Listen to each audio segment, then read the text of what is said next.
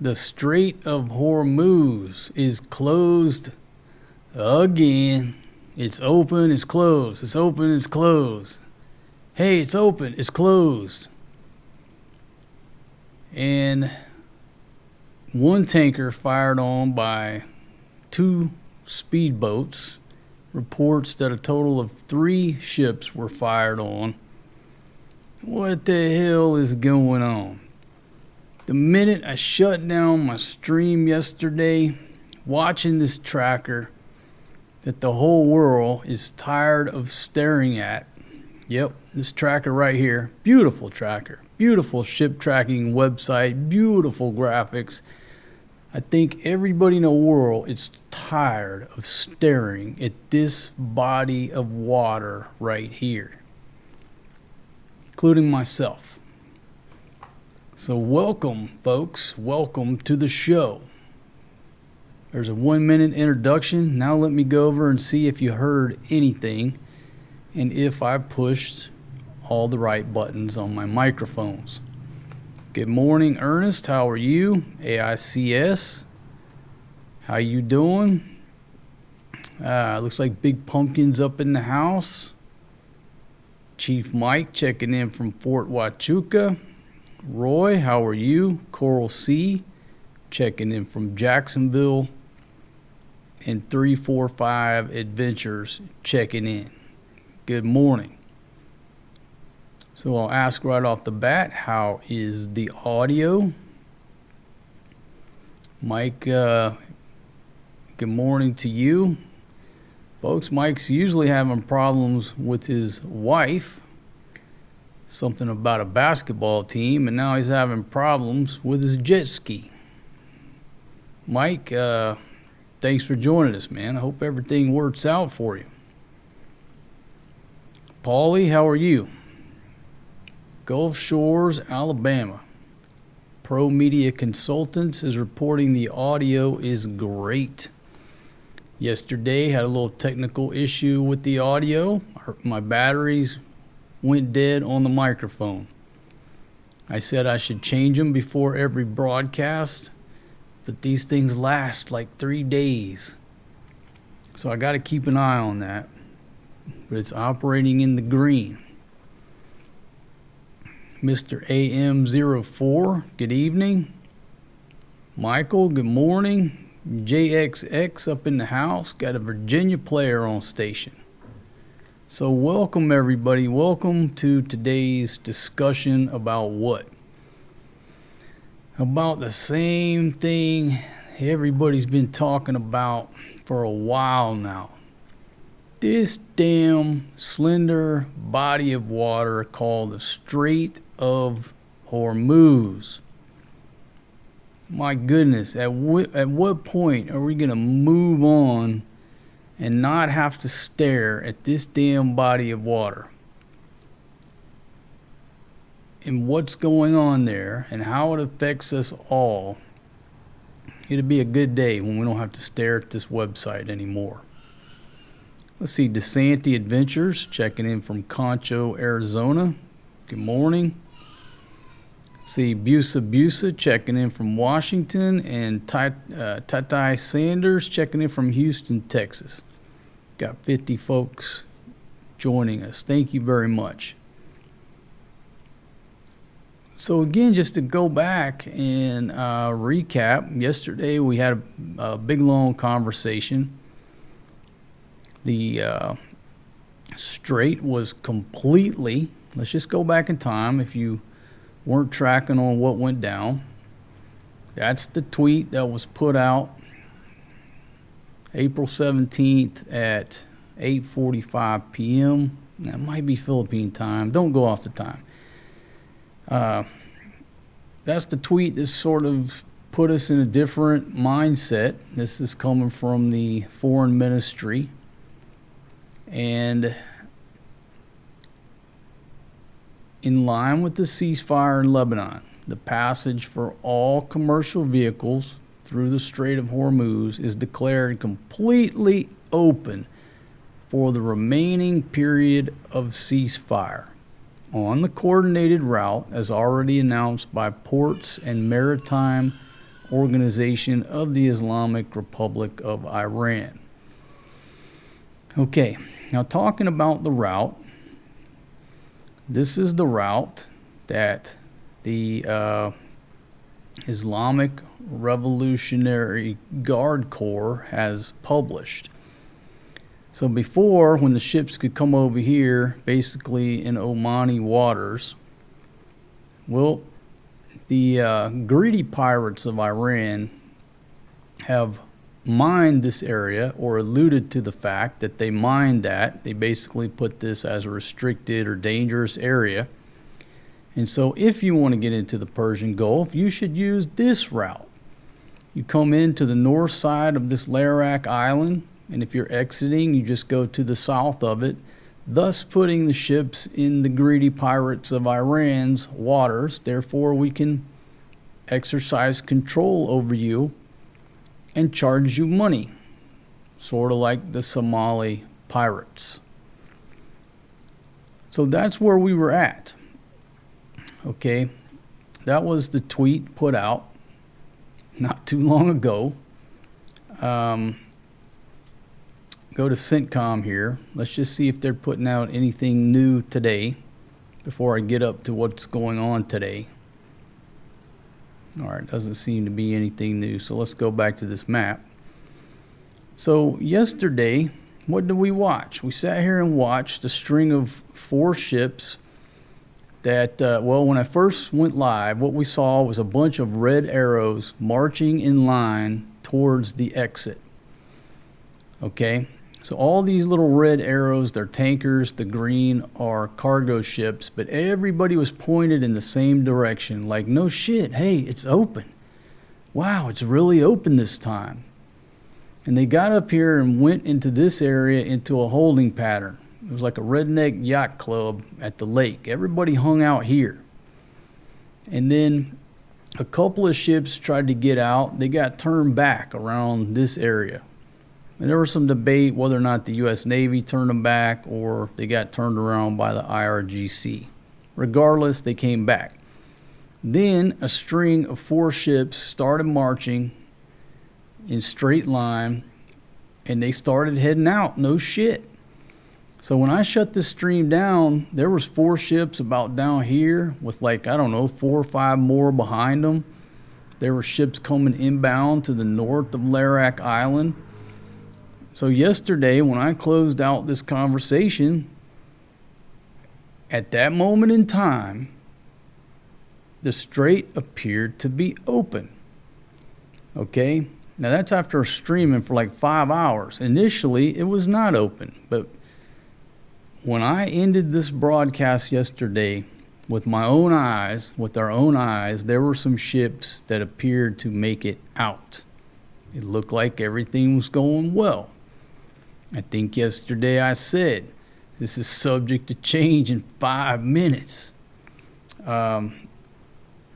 which apparently it did. Okay, and then, you know, because of this announcement, oil dropped down to what, less than $90 a barrel, whatever. Everybody was, oh, okay, wonderful. Well, but wait. What has happened since I shut this stream down yesterday? All right, I'll start out by making the rounds. I'll start out with Al Jazeera. Okay, what's the latest? Iran says no date set for talks with the U.S. and the Strait of Hormuz is to stay closed. All right. Well, let's get down to, I guess, what happened right after I shut down the stream. Okay. Iran reasserts control over Hormuz Strait as Trump warns against blackmail. Okay. Again, it's my opinion, and it's becoming more and more apparent. Anybody can see this, that the Islamic Revolutionary Guard Corps is the government of Iran. The civilian government seems to want to make deals The only problem is they're not in charge. Clearer every day. So even they start the article out. The Islamic Revolutionary Guard Corps Navy says the Strait of Hormuz is closed. Any ship that attempts to pass through the waterway will be targeted. A dramatic reversal less than 24 hours after the critical shipping lane was reopened. The IRGC said it will remain closed until the United States lifts its naval blockade.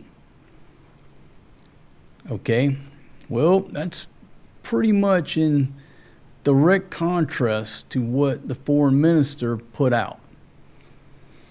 Now, for me, it's quite clear that at some point in history, there's been a military coup in that country. I don't know, you go back days, weeks, months, years, decades. But the military is in charge of Iran. They are not listening to what the civilians say. They don't give a shit. It don't matter what the civilians put out. It boils down to who's got the gun. The IRGC has the gun. They're the ones calling the shots. Going on with the article. We warn that no vessel of any kind should move from its anchorage in the Persian Gulf and the Sea of Oman. And approaching the Strait of Hormuz will be considered cooperation with the enemy, and the offending vessel will be targeted. Not a very welcoming statement compared to what the civilians put out.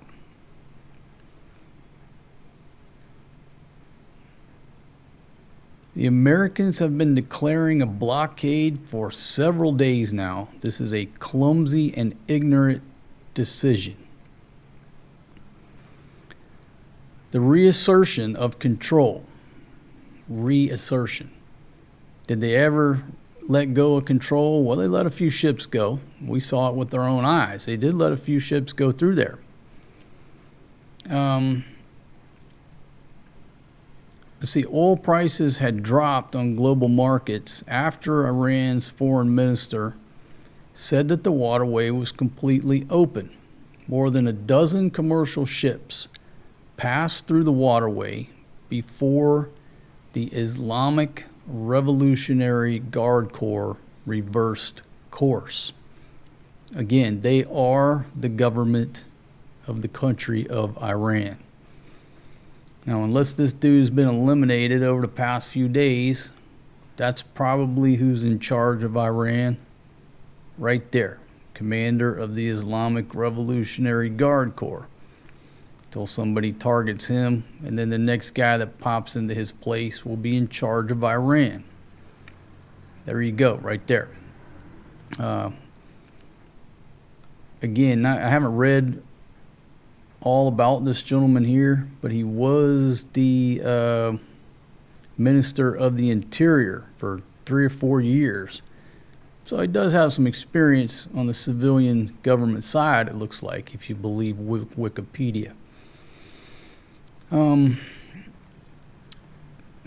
Go down through the article here. Iranian gunboats reportedly fired on 2 commercial ships on Saturday, according to the United Kingdom Maritime Trade Operations. India's Ministry of External Affairs also said that 2 Indian flag ships were involved in a shooting incident in the strait. So I saw the one report, and then the second report popped up. Supposedly a 3rd ship got targeted. Some merchant vessels in the region received radio messages from the IRGC Navy warning that no ships were being allowed through the strait. Now here's the question that I'll pose to everybody here in the forum. The ship captains and the shipping companies, everybody is already scared to death.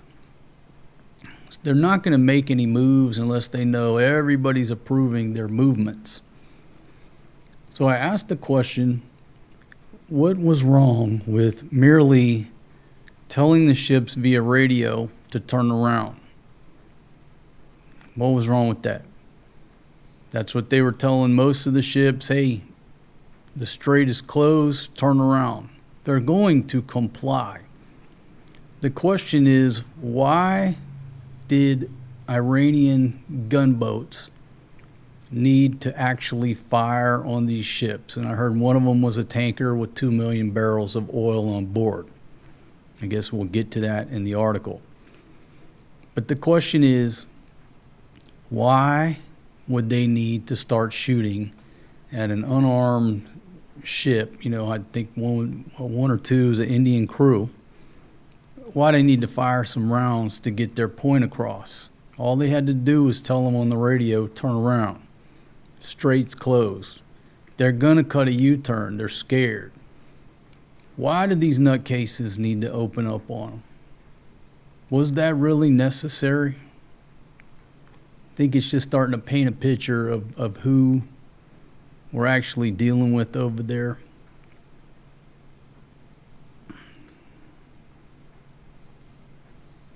Okay, so again, some of them they got the message. No need to fire rounds off at them. They're going to turn around. U.S. President Donald Trump said Tehran could not blackmail Washington by closing the waterway.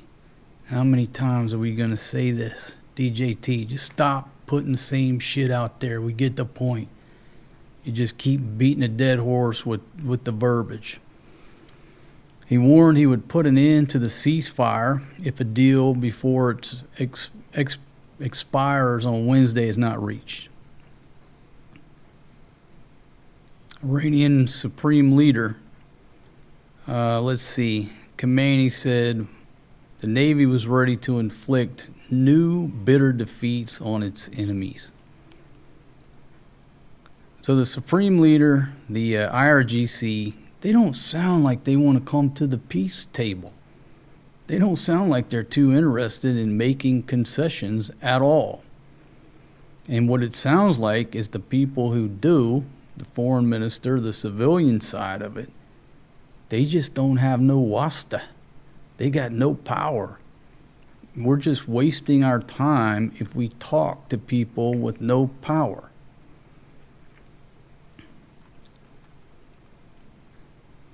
Less than 24 hours ago, world leaders were praising what they thought was a breakthrough in this conflict, hoping Iran was signaling a confidence-building measure by opening the strait, potentially leading to a ceasefire and a permanent end to the war. That's because world leaders still ain't figured out that the true leaders of Iran is the military, specifically the Islamic Revolutionary Guard Corps. How can a dumb redneck like me figure that out? In some basic research, and the leaders of the world's government can't figure it out. Okay? Talking to this guy right here is not producing any real results. Yeah, okay, talking, let's go negotiate, let's have meetings, what have you. But it's not resulting in ground truth, the conditions on the ground. Now, my son always says the definition of insanity is what? Doing the same thing over and over and expecting different results. This is not the dude you need to be talking to if you truly want to get some shit done. It's probably this kuya right here.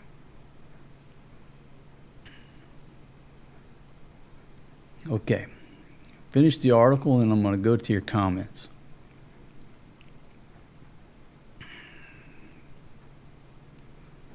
See who said this here. As disappointed as people may be, this isn't entirely surprising. I don't think anybody's surprised. This whole time. Open, close, open, close, open, close. Threats, peace, threats, peace, threats. What we're seeing now is a return to square one. Two competing blockades in place.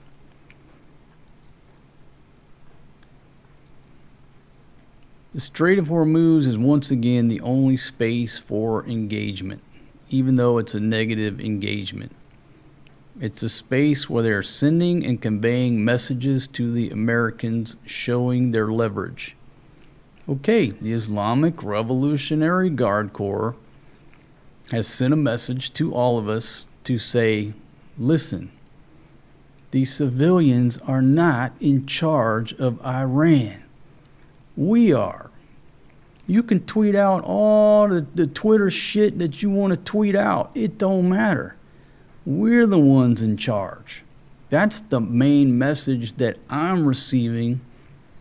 It's just a dumb redneck from the backwoods. The message is, this guy and his crew ain't in charge. It's this guy and his crew. That's the message received from me when they go out there and shoot at some tankers for no good reason. It's a message. We're in charge. We got the guns and we'll use them. All right, I'll go to your comments. My buddy says I always talk too much during these streams. I need to slow it down. Okay, M. Love Mo says clearly the IRGC is in charge. The Iranian diplomats are not to be trusted.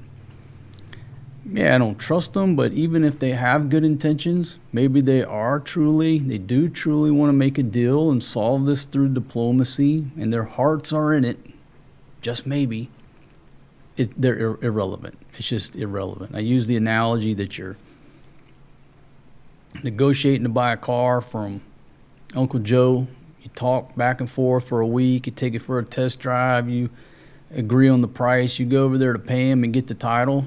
And come to find out, Uncle Joe don't own the car. It's in Granny's name, and she don't want to sell the car. That's what's going on here. Okay. Let's see. Justin says Trump is the nutcase talking about eliminating an entire civilization. Lanes away. How are you from South Florida? Lawrence. Hope you're doing well. All good here, my friend. Thanks for asking. Viking Prepper, how are you? Okay, Mike says this is the art of war, talking garbage. Okay. All right. Art of war. I study the art of war. It's not a very long read if you've never looked at it. If you look at potential plan that this is just all going to the battle plan. They're using the ceasefire just as a 2-week period to reload, readjust, get everything refuel, let the logistics train catch up. Take a look at lessons learned on the first go round. And Trump is looking at a much longer planning horizon and plan versus every day the media quarterbacking exactly what goes down that day, as we're doing right now. But if the plan is, okay, we got 2 weeks, reload, obviously they're going to violate the ceasefire. That's a given. Why? It's Iran. We know they're going to violate the ceasefire. Just everybody reload. As soon as they violate it towards the end, everybody's in place. We're going to hit them hard.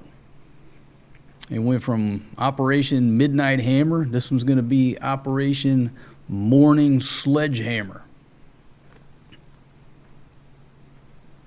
And then if that happens, then everything that's happened for the last 2 weeks, all the talking heads, all the blah, blah, blah, as my Filipina old lady says it, she says too much blah, blah, blah. Just go ahead and bomb them. That's her solution.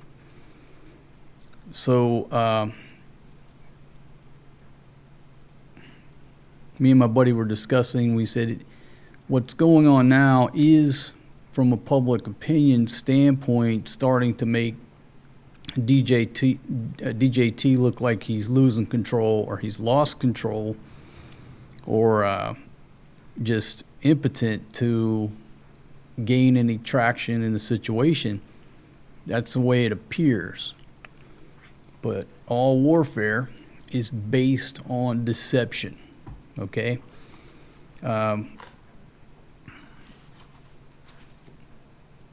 When you are strong, appear weak. When you're weak, appear strong. It's all about deception. So the question is, Trump doesn't seem to be too upset about things. I think he just recently went and played a round of golf, made a few comments about it. Yeah, if we don't get a deal, we may have to start dropping bombs again. Like it's no big deal. Well, maybe the attack plan is already in place. They're just biding time. And if it makes the Iranians look more crazy, and they're the ones who violated the ceasefire agreement, they're the ones who keep holding up these ships from leaving the Persian Gulf, it just gains more public support to hit them.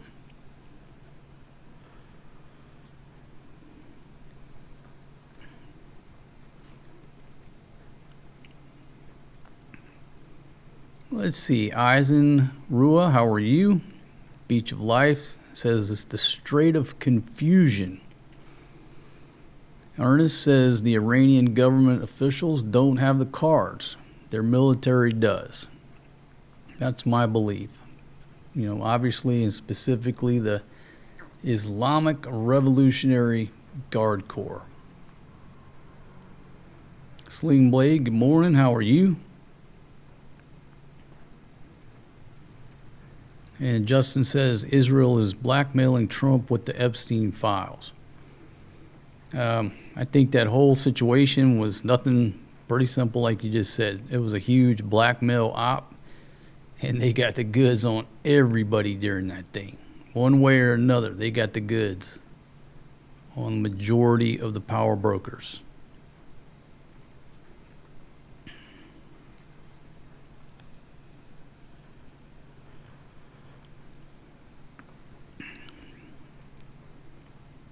Okay, we go back to why did Trump attack Iran? That's the question. Now, we discussed this a little bit yesterday. I'll just ask one simple question. Are you okay with the Islamic Revolutionary Guard Corps having 10 nuclear weapons in their arsenal? Yes or no? That's the simple question. According to the reports in the International Atomic Energy Association, what is it, around 440 kilograms of 60% enriched uranium. Just a nice round number is they have enough to make 10 nuclear bombs. We've all just agreed that the civilian government is not in control. They're the ones who seem to be exercising restraint, diplomacy, want to talk about things. They're not in control. The military is in control. Within the past 24 hours of when I concluded my last broadcast, they have fired live rounds at unarmed tankers and scared the shit out of these crews who are not military folks. These are the folks that we're dealing with. Civilian government, somewhat reasonable, showing restraint, not in charge.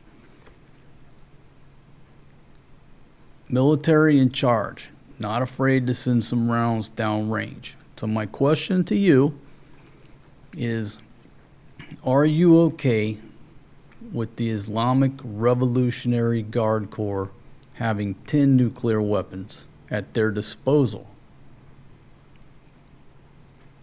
If the answer is yes, you're okay with that. Yeah, I'm okay with that. Let them have 10 nuclear weapons. Then I'll listen to your argument about Why did we go over there? Why did we attack them? Why are we fucking with Iran? Leave the oil out of it. It's obviously about the oil. It's the fourth largest oil reserve on planet Earth. But if we leave everything, take everything off the table, just like I was looking at all the ships and I took those filters where I could only see the cargo and the tankers.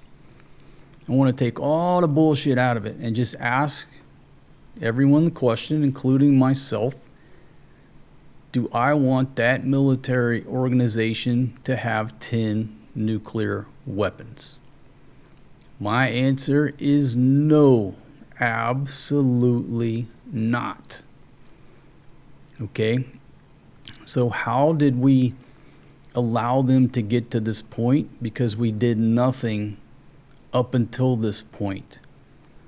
The other countries who developed nuclear weapons, could the U.S. and Russia went back in time to shortly after World War II, when we realized the Soviets are building a bomb as well, and made a pact with these guys and said, hey, look, it's bad enough that we both have nuclear weapons, but let's make an agreement that no other country on planet Earth has access or develops nuclear weapons. If they're developing any type of program, we destroy it. Only two people on Earth are us versus you. That's too many in the club already. We could have potentially kept the nuclear club to 2 countries, maybe in a perfect world. But how did we allow Iran to get to this point? Well, by doing nothing. How did we allow these other countries to get nuclear weapons? Because we allowed it. So, just speaking of the country of Iran, no. My answer is no. So what do we do? Just kick the can on down the road and leave the problems for our children? So, okay, you hit them. Their uranium is buried underneath 50, 100, 150 meters, 200 meters worth of rubble. You just keep kicking the can on down the road. Don't do nothing. Next thing you know, they're over there digging that shit out, firing the program back 10 years down the road. Now they're close to having 10 bombs now. Or do we definitively do something about it now so our children don't have to? That's the question that I put out there.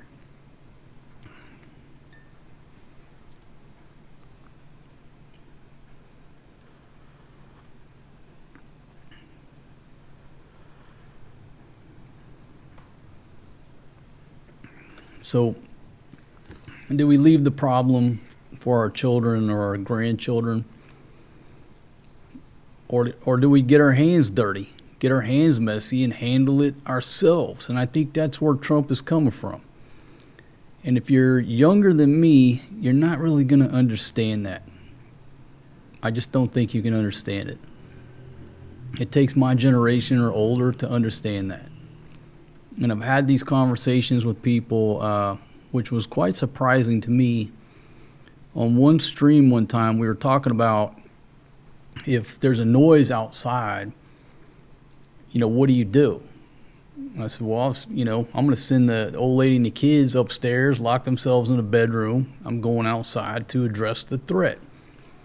And another younger gentleman brought up, well, no, I've trained my wife how to use a handgun. She's coming with me. And I'm like, well, that's not the way we handle business in my generation. The woman and the kids, they get to safety. The men go out and confront the threat. Okay, that's just the way it is. The different hierarchy. So, do I want to kick this can on down the decades where our kids or grandkids have to deal with these folks? They don't seem to be too rational. All right. I mean, to get a tanker ship to turn around, all you got to do is tell them to turn around. We're right here. They can see the guns. Turn around. They're going to turn around. No need to rip off some rounds at them.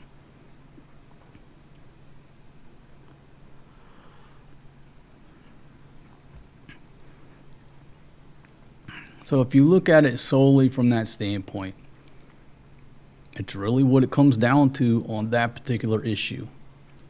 You're okay with them having 10 nukes in a relatively short time?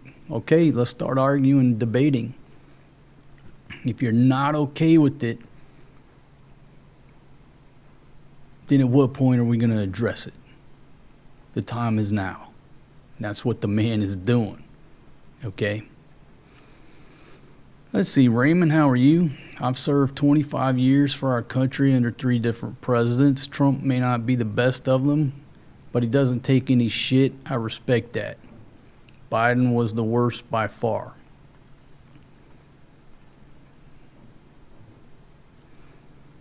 Okay, Justin asks, why is the military in control? What happened to their leader? Did we maybe kill him? Certainly we did. But no, we did not create the current situation. There are people who are figureheads who they're just more of a symbol. And then there are people who are truly in control. Was the gentleman a powerful figure? But he wasn't the one with his finger on the trigger.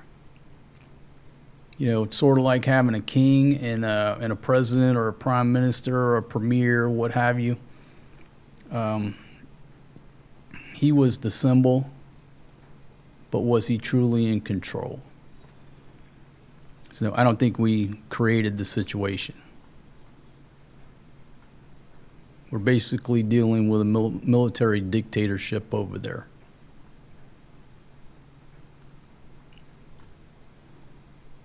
Yeah, Timothy says, take me to your leaders. Who is the leader? Well, it depends on who you believe. The civilian, the clerics, 2 different types of military organizations. It's quite clear to me who's in charge. Let's see, Susan, how are you? The Iranian regime will not negotiate and it's useless. Yes, too much blah, blah, blah. And the Pope continues to push the agenda that we should be able to live in harmony with Islam. Good luck to that. Okay.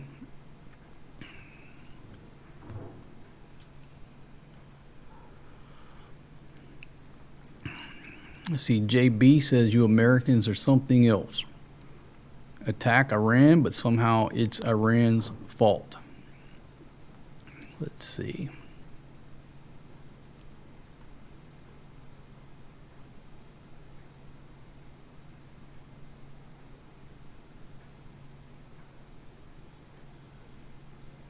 All right, looks like I got, how many we got here? 39 thumbs ups. So far, no thumbs downs. If you don't mind hitting one of the 2, not going to hurt my feelings either way. As long as y'all hit one of those buttons, it helps out with them Google squirrels. They control everything here. The Google squirrels inside this dang old computer, this dang old algorithm, they got everything under control, locked down much tighter than the Strait of Hormuz. All right, boom. Somebody gave me a thumbs down. I certainly appreciate that. Now I can see my thumbs down meter. Unless I have a thumbs down, I don't even see the meter.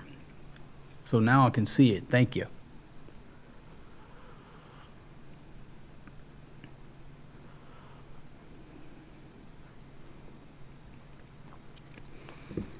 Okay, sounds like Lucy says nuclear bombs are a hoax. This is about Iran not being allowed to have nuclear energy. Well, from my limited research, now I'm not a nuclear physicist, believe it or not. I'm not a nuclear scientist. Sometimes I just play one here on YouTube. But for my research, you only have to enrich the uranium to between 3 and 5% to put into a commercial nuclear reactor. And they reportedly have 440 kilos of 60%, which there's a very short step to get to 90% and then go on towards building the bomb. So again, trying to explain this to my redneck relatives, even they would understand that.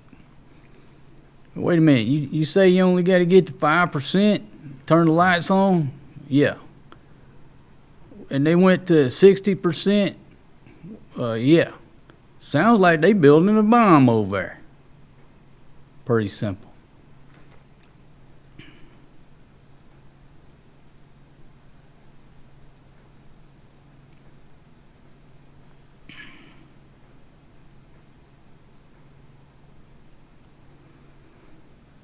Let's see. M. Lovemo says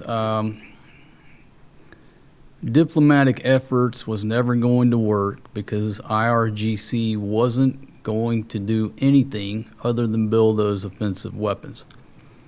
Yeah, it doesn't seem like the Islamic Revolutionary Guard Corps is too interested in talking, making peace deals, concessions.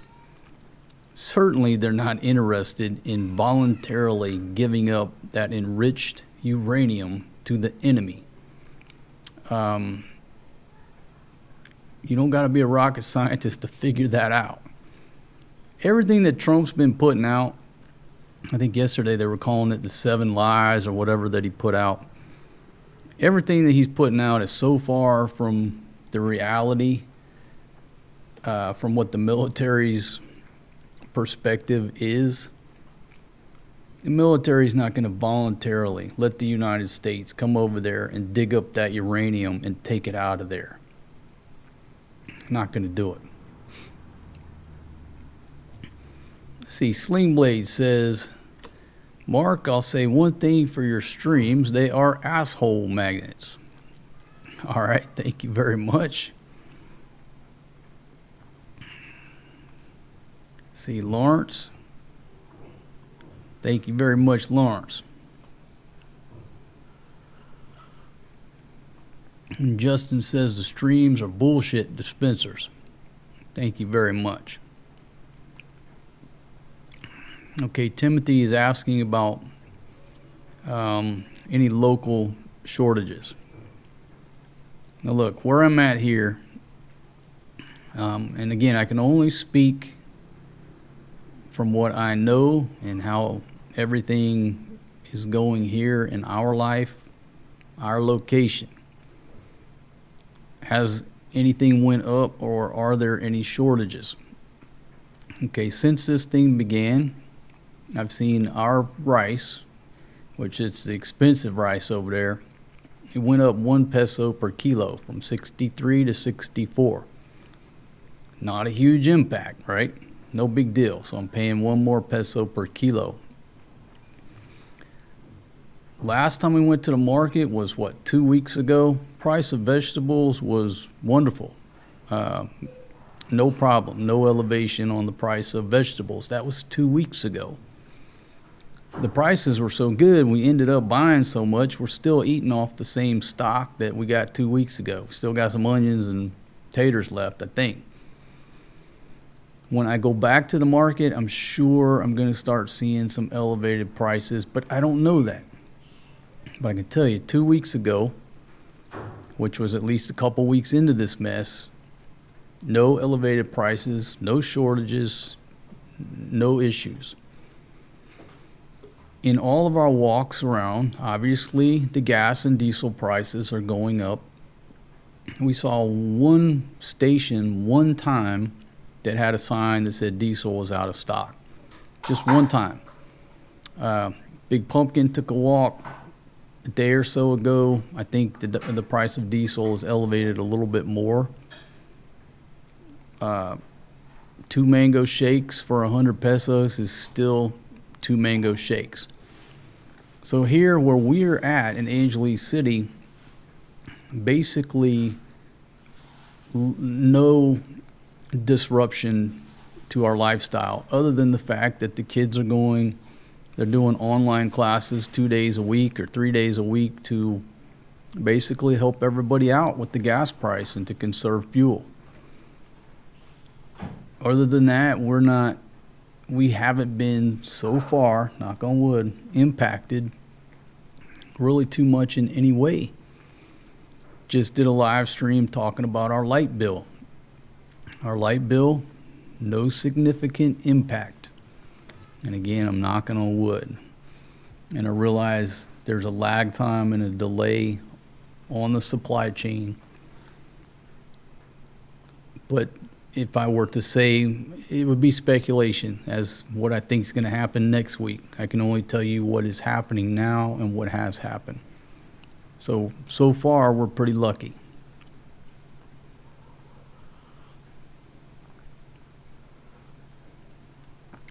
And the one change that everybody notices, there's a lot less traffic on a daily basis. It's a lot quieter here.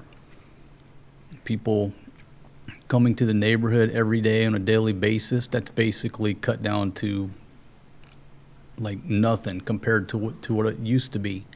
You know, cars coming and going, parked on the street, visiting people or handling business every day. During the day, the neighborhood is just very, very quiet. So it's a lot quieter here.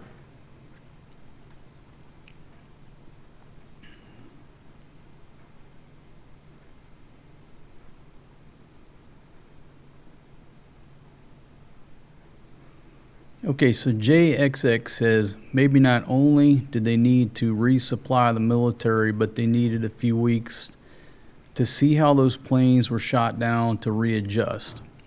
Military is big on their after actions and risk management. Okay, good point. So if you look at from Trump's standpoint, if everything is still going as planned, they're just taking a 2-week pause in operations. Reload, as he said quite clearly, we are reloading the ships. Do some after action reviews, adjust some TTPs. It's a nice little 2-week pause. If you're sitting there in the military, it's a much needed pause. Now, is it allowing the Iranians to do the same thing? Well, obviously, they're getting the same amount of time to readjust, reload. So it works both ways. But I think the upcoming week is going to really tell the tale. Once this ceasefire runs out, they've quite clearly violated the ceasefire, and from their perspective, the U.S. has violated the ceasefire by blockading their ports. So both sides, everybody has violated the ceasefire, but the time is still counting down. So the question is, what does Trump have in store once that countdown timer runs down to 0?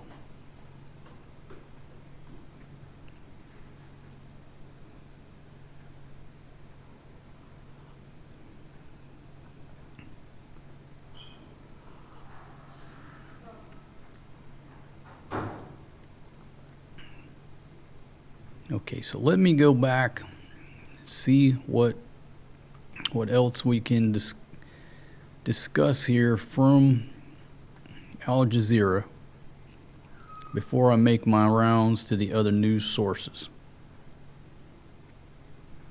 Okay, somebody was saying something about North Korea. They're reporting right now that North Korea has fired multiple ballistic missiles in the latest test by the nuclear-armed state. Okay. So how did we let this happen? Not saying the U.S. How did the world collectively allow that to happen? And we allowed it to happen by taking no action. So we gained a new member to the club. So the question is, how many people are we going to allow into the nuclear weapon club? The more people in the club, the more chance that something's going to go down and break bad. Okay, so from Al Jazeera, the UAE minister calls for complete and unconditional reopening of the Strait of Hormuz. Okay, well, wonderful. Everybody's calling for that.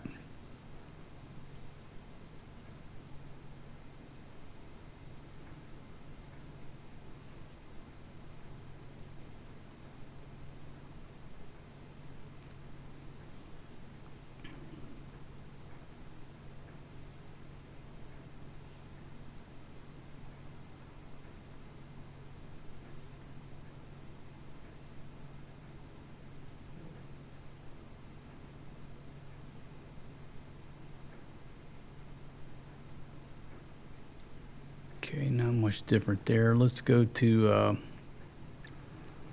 RT is reporting at least 3 vessels have reportedly been attacked since Iran renewed restrictions in the strait. So you see, the one report about 2 gunboats shooting at the one tanker, but you're seeing reports that a total of 3.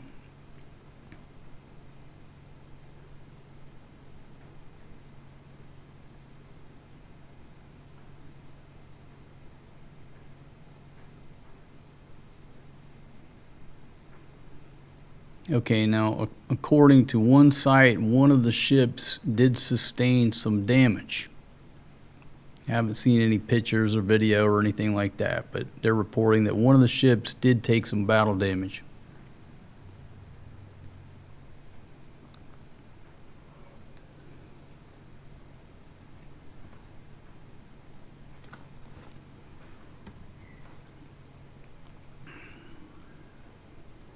Okay, CNN's top headline, how the Strait of Hormuz went from open to closed in less than 24 hours.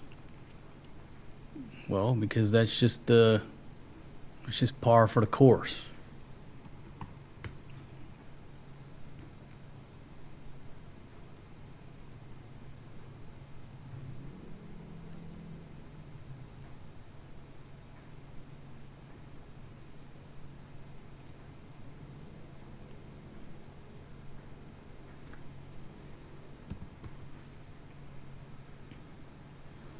Go to the BBC. Strait of Hormuz closed again, Iran says, as ships attacked. Let's see if they have any particulars.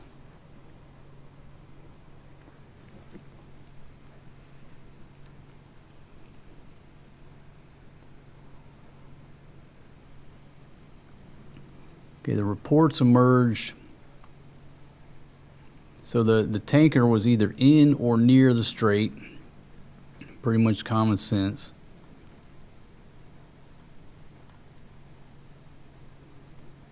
Again, the Islamic Revolutionary Guard Corps warned that no vessel is to move from its anchorage in the Persian Gulf or the Sea of Oman.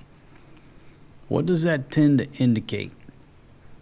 From their perspective, they control not only the Strait of Hormuz, they control the entire Persian Gulf and the Sea of Oman. That's pretty fucking arrogant, don't we think? It's pretty arrogant. What's it come down to? It comes down to money. Obviously, they want to maintain that control so they can figure out how to make more money. It's all about the money. All right, a 2-week ceasefire currently in effect is due to expire on 22 April. Now, we talked about this yesterday, about the exact date and time of when the ceasefire is supposed to expire, because I've got a little timer here, but the timer doesn't seem to be congruent. Now, I didn't just make up the time, but if we go back in time, I came up with this deadline at some point that we agreed on. But I don't know if this current timer is what they're currently considering. That's the countdown. Let me give you the date and time. That's the countdown to April 22nd at 8 a.m. Now that's Philippine time. That would put the ceasefire running out on the 21st at 8 p.m. Okay, so I'm going to leave that up there. And again, I'll ask somebody to help me fact check. Can you post the exact date and time and the time zone so I can make sure that my countdown timer is accurate as to when the ceasefire is supposed to end?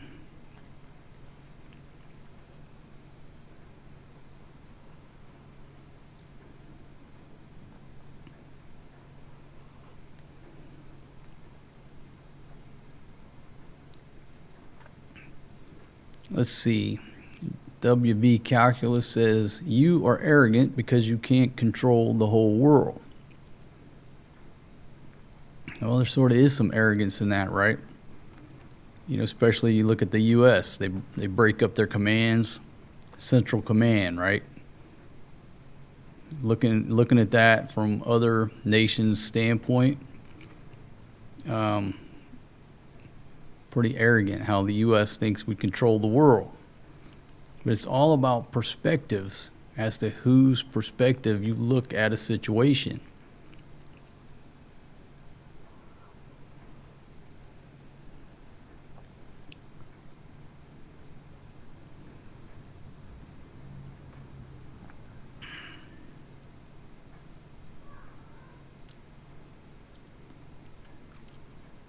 Okay, Lanes Away says, there's some bitter ass people in this chat.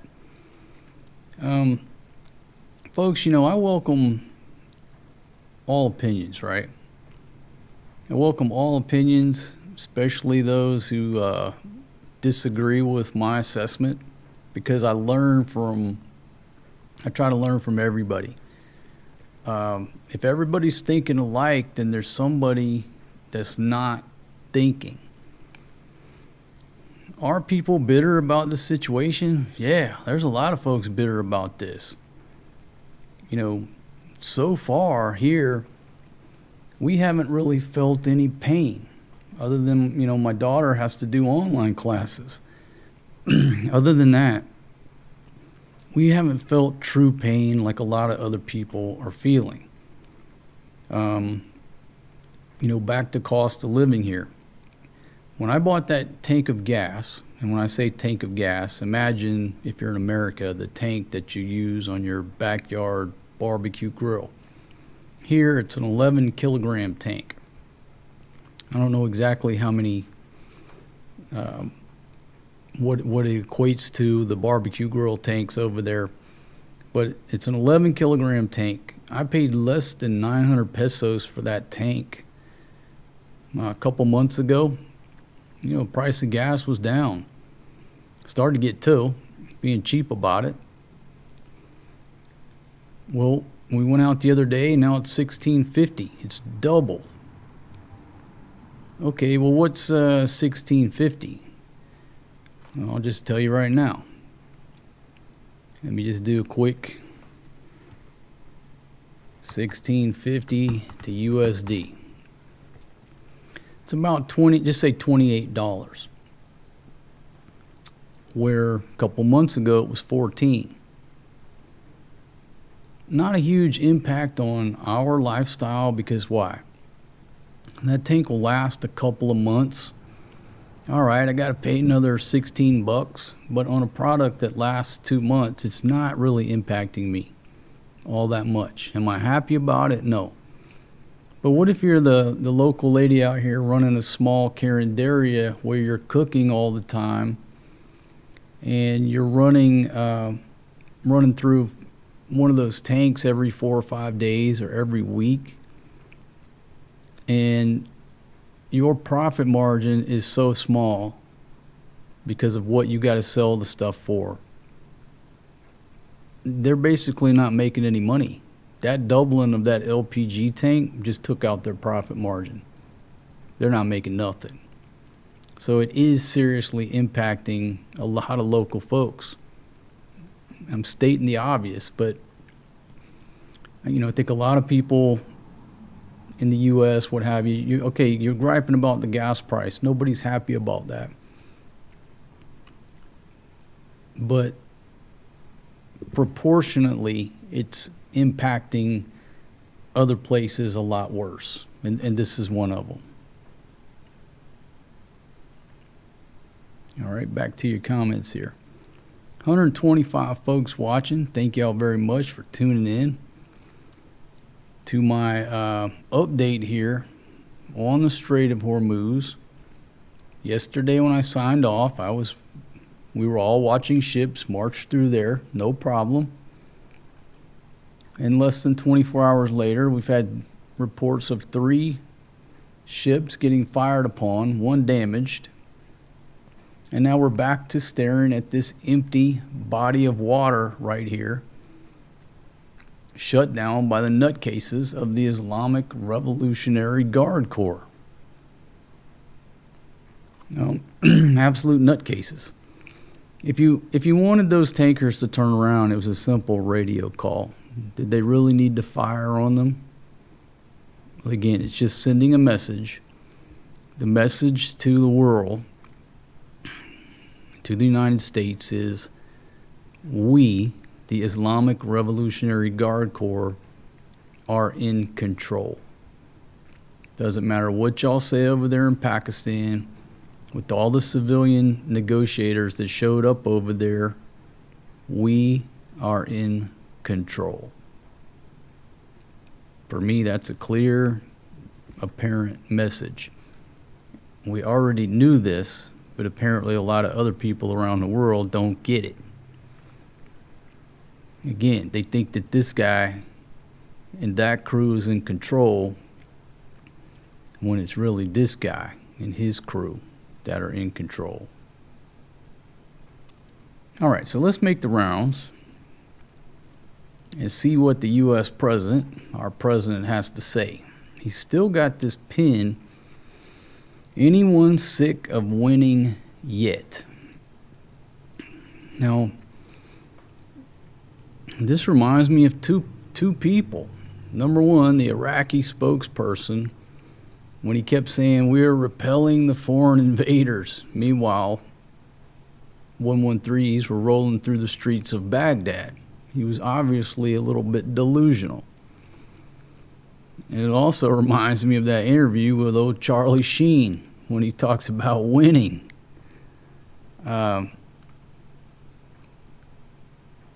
DJT is a master of directing our attention where he wants it to direct to and away from what he doesn't want you to talk about. So it would make sense for the average person, hey man, take that down. It's obvious that you're not winning right now. Or is he? But it's still a redirection of your attention. So he's still got that pin. Is anybody sick of winning yet? Okay, let's come down to some politics. Not sure what that video is about. I'm not sure why he posts things twice a lot. The platform I'm not very impressed with. The software is not that great. Okay, still talking about Biden, which is just like a waste of time at this point. House is moving forward to expunging the 2019 impeachment.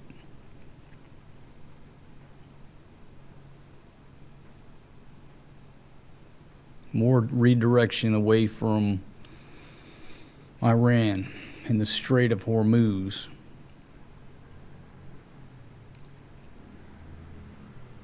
And again, y'all told me the term, what he does here, he floods the stream. He just floods the stream with stuff that you have to sort through to see if anything is pertinent, to the point that your finger gets tired of scrolling. I'm looking for stuff on Iran and the Strait of Hormuz, and my finger is already tired of trying to find it.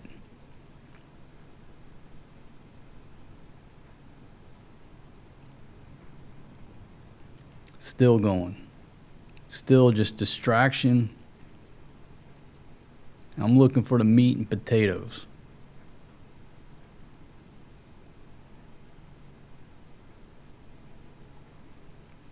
Okay, what do we got here? The best is yet to come.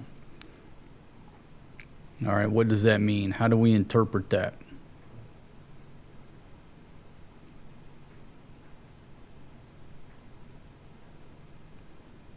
State of our economy is surging. More video clips just to keep us engaged.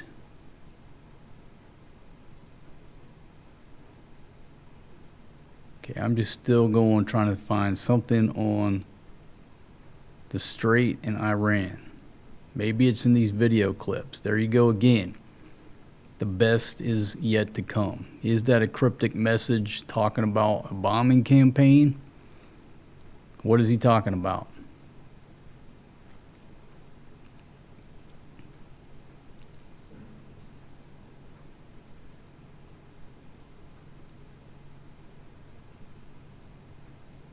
Okay, something in reference to Israel.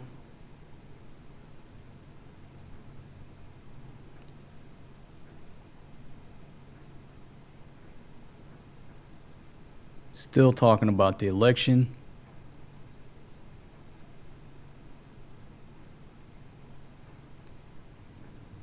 Talking about voting.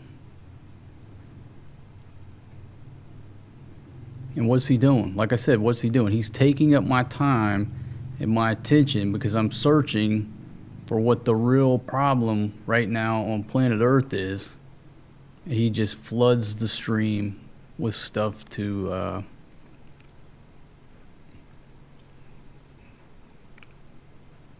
take us off the point.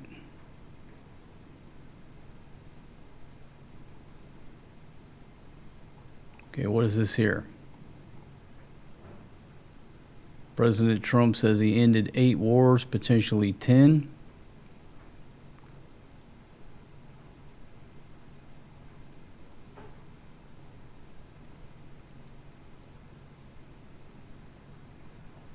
Russia is willing to start trading with the U.S. in dollars again. China is freaking out. I'm to the point right now, I'm ready to give up on trying to look for anything that pertains to what we're discussing over the past 24 hours. There you go. Anyone sick of winning yet? That's 23 hours ago. So I don't see anything that addresses the fact that the strait has closed. So one day ago, President Z is very happy that the Strait of Hormuz is open and/or, he gives an and/or, rapidly opening. Our meeting in China will be a special one and potentially historic. Look forward to being with President Z. Much will be accomplished.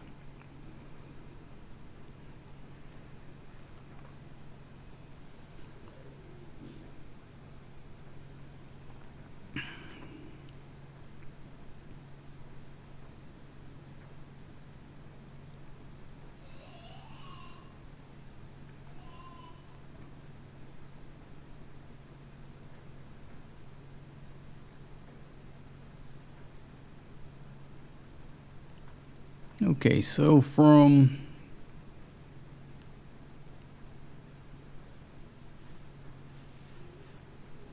Al Jazeera, again, the Iranian deputy foreign minister says no date has been set for a new round of face-to-face talks. It slams Washington's refusal to abandon its maximalist demands.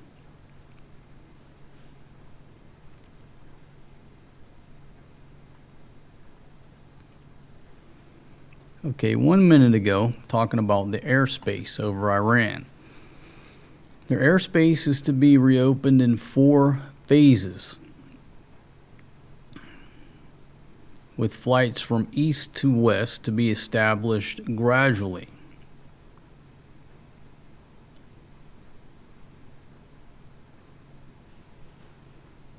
Currently, airplane ticket sales are suspended, and people should pay attention to the official announcement of this organization to get the latest information about the airports and the possibility of purchasing tickets, the official was quoted as saying.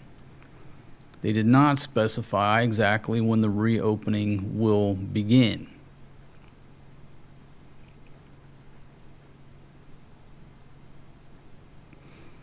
Okay, so here's for whatever reason, Kamala Harris is running her mouth.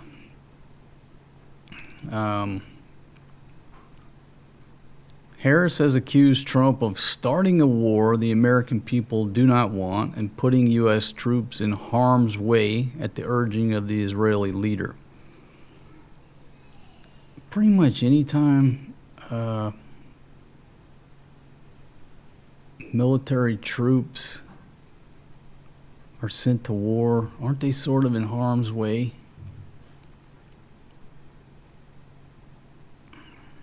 She made these remarks at a Democratic Party fundraiser in Detroit on Saturday. Why? She's still around? My goodness, who wants to listen to Kamala Harris anymore? Can't she just retire and just go away?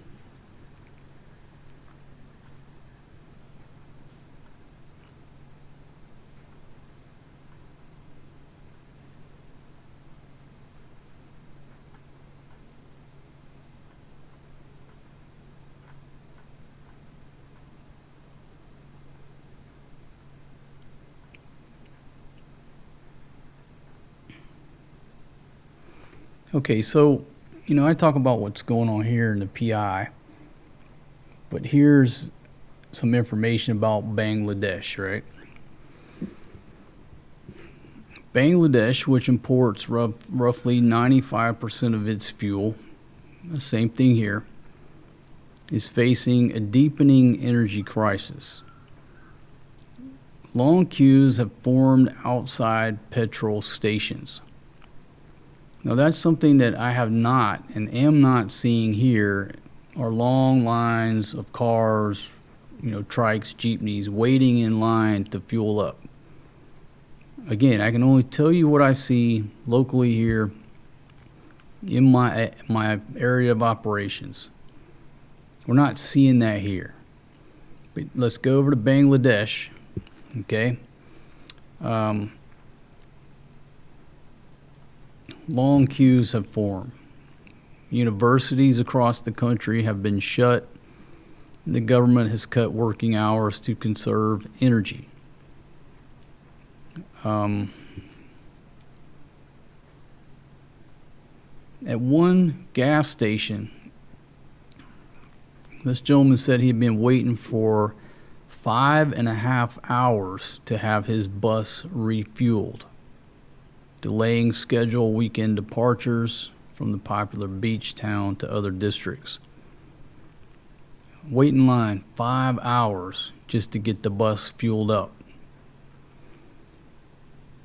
Drivers are also complaining that the amount of fuel allocated to each vehicle, so they're doing some type of fuel rationing program in Bangladesh, was insufficient for long distance journeys. We are in deep trouble with this crisis. Only 2 liters of fuel is not enough. I came some 40 kilometers away and the return trip drains all my fuel. So whatever they're rationing out in Bangladesh is not enough for a lot of the drivers to make their normal routes.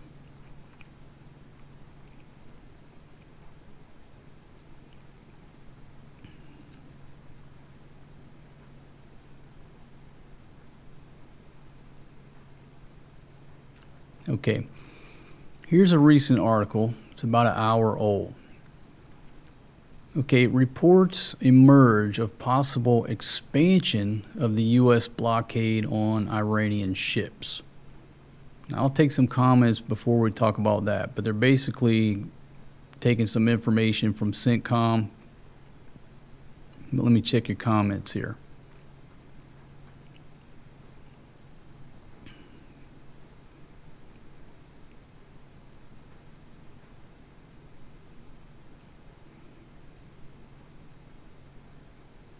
Okay, so I must be totally frank. How are you, my friend?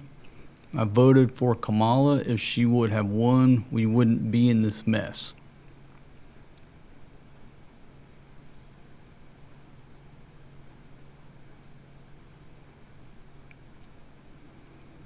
BDH, yeah, man, I'm trying to bring world peace. Trying to bring peace to the world. But it just ain't a perfect world. You know? I'll tell the story again, but this old timer said basically police work is described in simplicity as 3 courses of action. You're presented with a problem.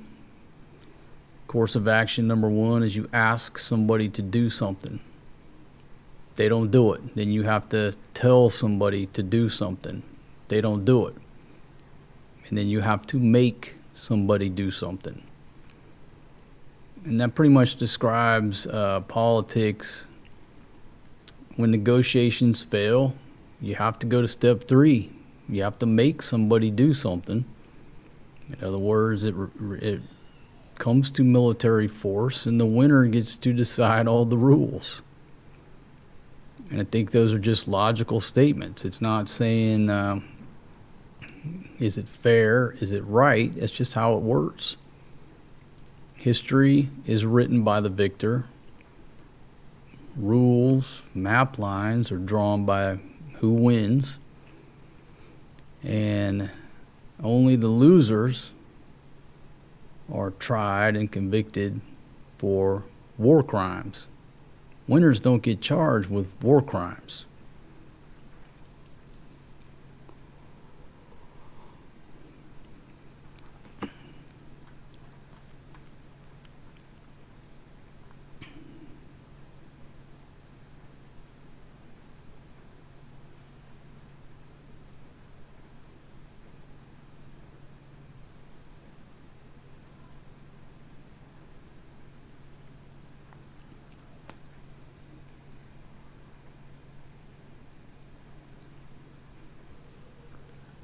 Okay, lanes away says over 5,000 Marines heading to the region does not signal a short-term engagement. And what I bring up is like we haven't seen anything about that. At least I haven't seen anything recently about that in the media. It's like they're not covering who's headed that way, who they're considering headed that way. It's like they put the word out, hey, don't cover that right now. That's just purely speculation. But, you know, for a while there, it was being covered pretty good, and then you don't hear anything about it. They just stopped covering that aspect of the news.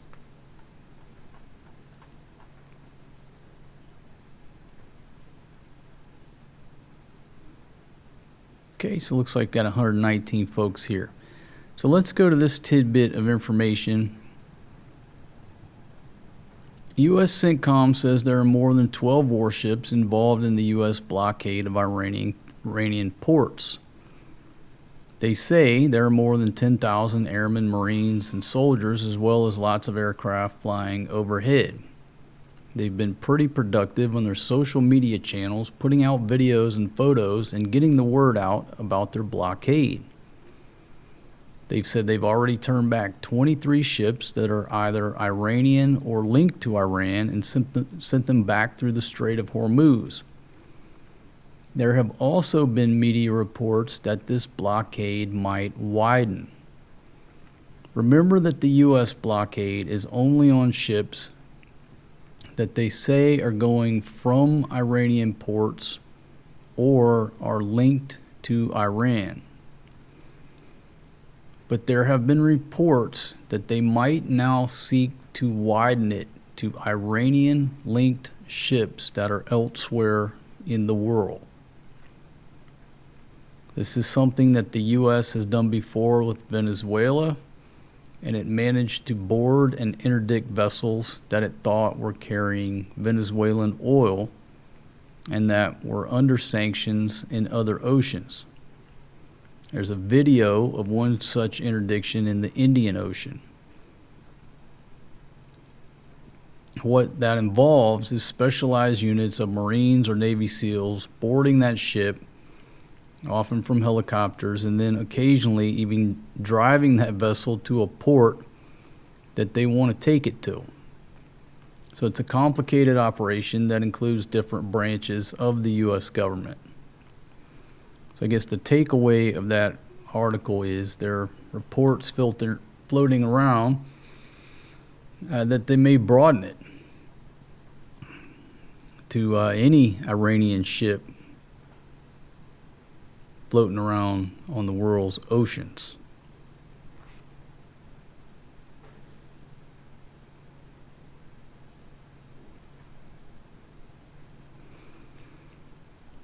Okay, so we already saw this on Truth's or Trump's Truth thing, his Twitter stuff, whatever, where whether people like Israel or not, they have proven to be a great ally of the United States.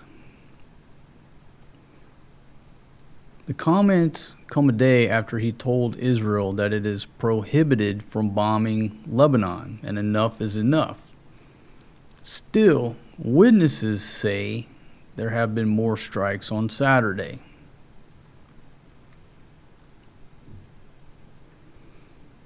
You know, in the past, it was very easy for governments to feed us bullshit, and we bought it because we had no way of fact-checking it, right? You know, back in the day, the government could have a secret base that nobody knew about except the locals in that area. But with the internet and worldwide communications, it's pretty easy to tell how blatantly full of shit they are. You know, you say, oh, they're prohibited from doing this, and somebody with a cell phone is broadcasting live on Twitter or TikTok, whatever the hell they're on, or YouTube, and it's immediately proven to be bullshit. But what seems to be happening in this incident is that the Iranians are telling these whoppers, and Trump is telling these whoppers, and it's so blatantly easy to disprove what they're saying, it just boggles the mind. It's quite obvious that everybody is telling these whoppers, yet they continue to tell the whoppers. You can get away with that shit when there's no way for people to fact check you.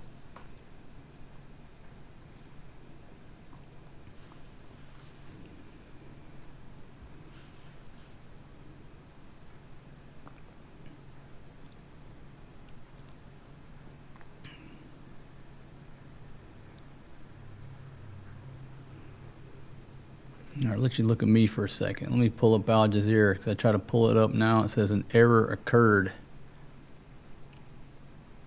All right, it's fine on the other laptop. Nope. There you go right there. Somebody trying to block my transmission.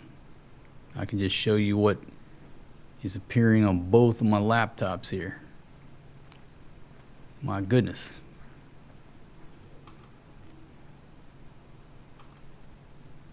Refresh the screen here, and again everybody's staring at this body of water right here. Who is this gentleman right here? That looks like a fishing vessel. Okay, so they're out there fishing.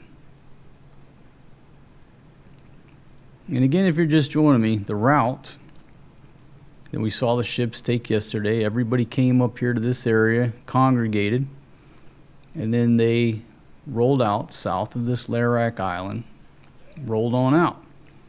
In the inbound, you got to come to the north of that, and now nobody's hanging out. Nobody wants to have the redneck yacht club party up there in the danger zone. Everybody's staying away, and can you blame them?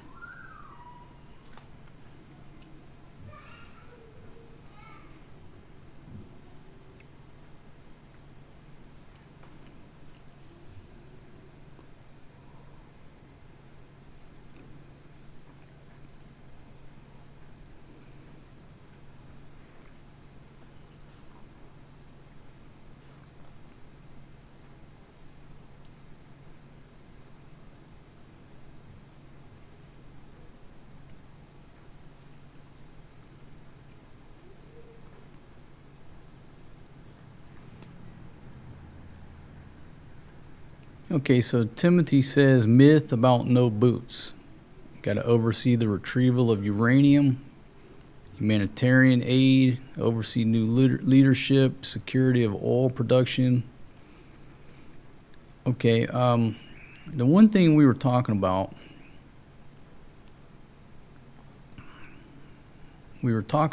how, according to this gentleman from the International Atomic Energy Association, their uranium that we're concerned with is in a gaseous form in cylinders. So the exact location, whether they know exactly where they are or not, I don't know, but the exact condition of those cylinders, you probably don't know because they're buried under some rubble at one of those sites. But potentially you would think that you keep the good stuff at the lowest level, the most protected area that you can. So let's make the assumption that those cylinders are not damaged. They're still there, right? We talked about this yesterday. How do you get them out of there? If the U.S. and DJT says we got to get those cylinders out of there, he calls it the nuclear dust. But according to this dude, it's in a gas. It's not a dust. How do you get them out of there if they're not damaged? Now, they destroyed a bunch of other equipment, obviously, in the bombings, right? But if the cylinders are still there and they're intact, how do you get them out of there? Trying to go in there with a military force and secure that site, dig it up, and in the middle of digging that up, maybe Iran launches some drones and hits the place mid-operation. What a mess. What an absolute mess. What happens if a compressed gas cylinder full of uranium-235, what's it called? Hexafluoride? I'll have to look it up. What happens if one of those things blows up from a drone exploding? I think the word would be a mess. So trying to go in there and secure that through force would not be, it wouldn't be the easiest thing, right? It would be much easier and safer if it was consented to. It's going to be a messy operation. Even if everybody's on the same team and nobody's shooting at one another. To get that stuff out from under that contaminated rubble. My goodness, what if some of those cylinders are or were damaged? I don't want the job. Okay? If some of these defense contractors or whatever start advertising for that job, paying $1 million a year, who here wants to go apply for that job? I mean, it's like going to work at Chernobyl or going to work at Fukushima. Does anybody want to put in for that gig? Or would we prefer to stay pretty far away from there?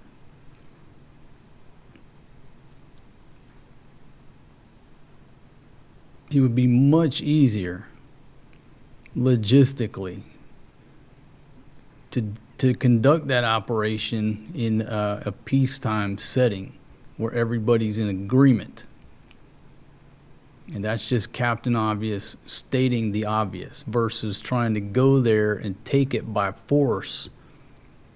What a logistical nightmare. Just an absolute mess. Okay, so Lawrence says the ceasefire is likely to expire at approximately 8 p.m. on Wednesday, April 22nd, matching the original 8 p.m. Eastern Time.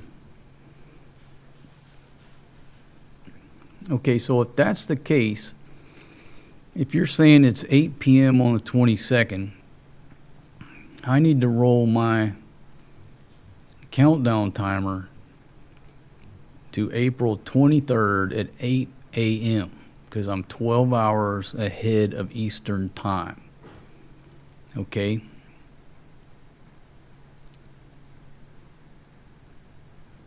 And where did you find that source,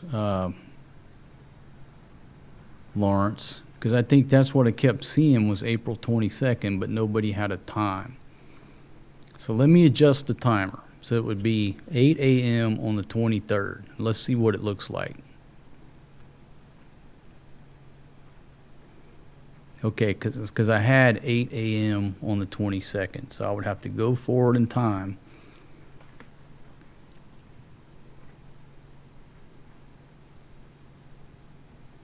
Okay, so that's April 23rd, 2026 at 8 a.m. Philippine time.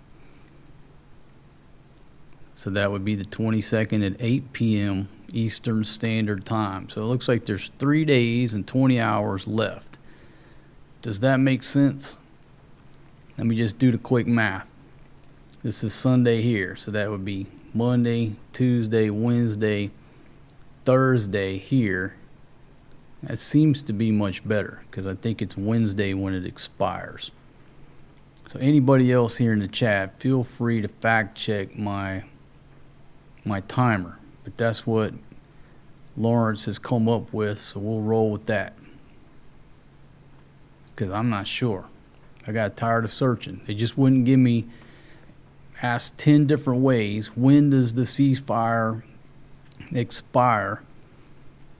And Google's AI, which is going to take over the world, couldn't tell me the date or the time.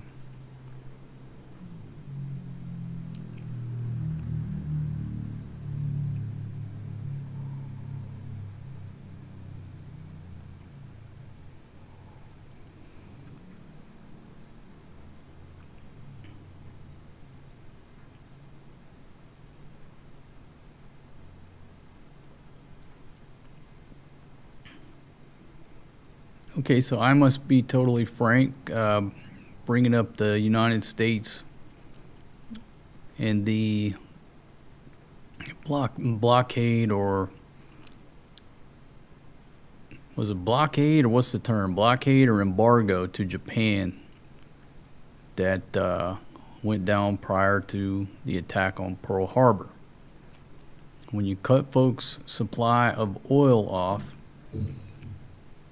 it forces them to take drastic measures. Captain Obvious.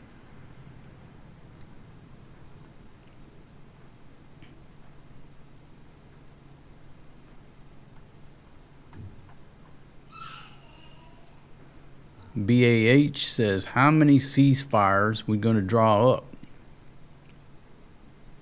All right, Lanes Away says confirmed on my end as well. April 22nd. Okay, so again, I'll pull up the tracker. Let me pull it up again, what I just said. So it's currently set for the 23rd at 8 a.m., which is the 22nd at 8 p.m. Washington, D.C. time. So I think now that it's accurate. Before it was not. 3 days and 20 hours before the current ceasefire is set to expire. But just being an outside observer, it seems that it's clearly been violated multiple times. But that's just the time. That's the ink on paper.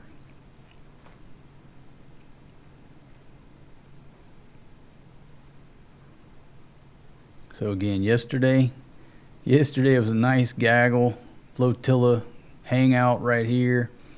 Everybody started marching out. Probably 5 minutes. I don't know exact time, but I knew it would happen. I said, the minute I shut this stream down, they're going to start cutting a U-turn. Something's going to go down. And that's exactly what happened. Let's see if I can get back to Al Jazeera. Get past this error message. Nope, still says an error occurred. Not sure why I don't like me. For some reason I can't access Al Jazeera anymore. It's okay. Let's just go to the next news source.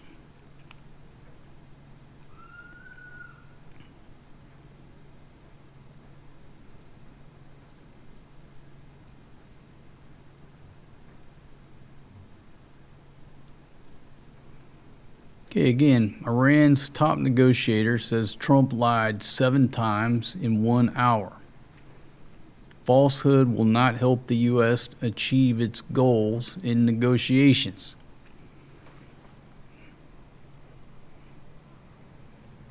So, again, both sides are just telling nothing but bulla bulla.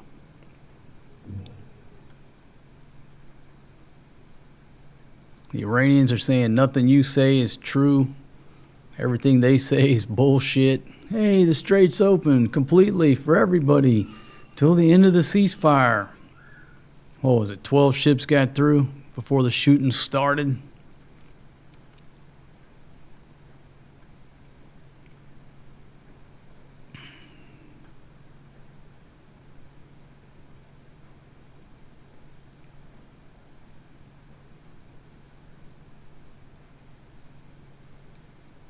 And again, Iran has accused the U.S. of piracy and maritime theft.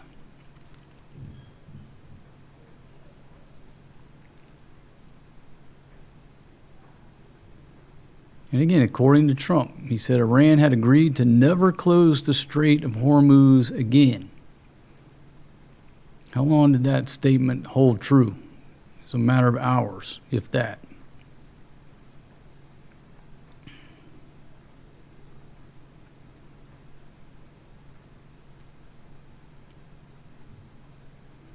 According to the parliament speaker, control of the strait will be determined on the ground field, not on social media. Media warfare and engineering public opinion are an important part of war, and the Iranian nation is not affected by these tricks. And again, they have not agreed to any new round of talks. Don't seem to be too concerned, at least publicly.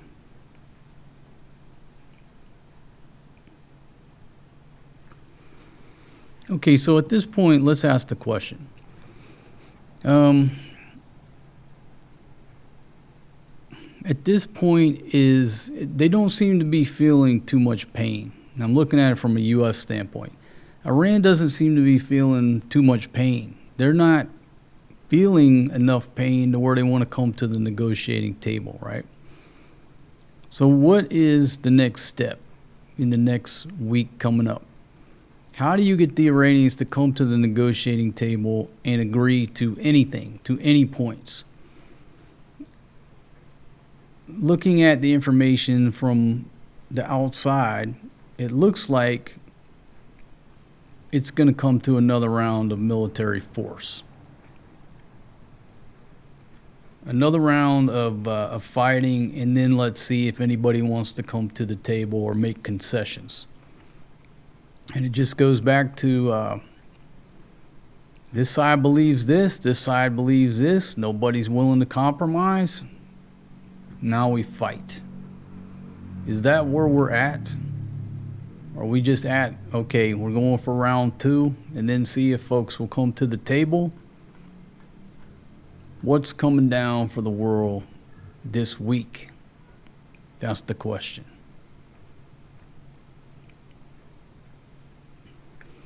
See, Ernest says, I'm sure that 7 lies in 1 hour is not his personal best.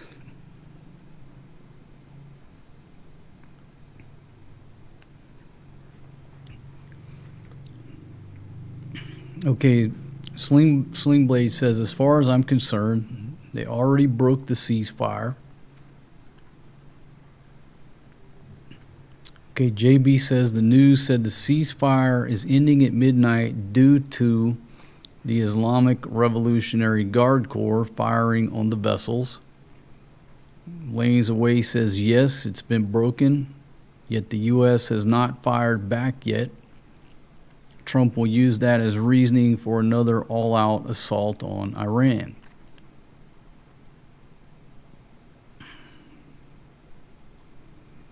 Okay, so Slow 3007 says those gas cylinders, now we're talking about the uranium-235 that the Iranians have that's been enriched to 60%.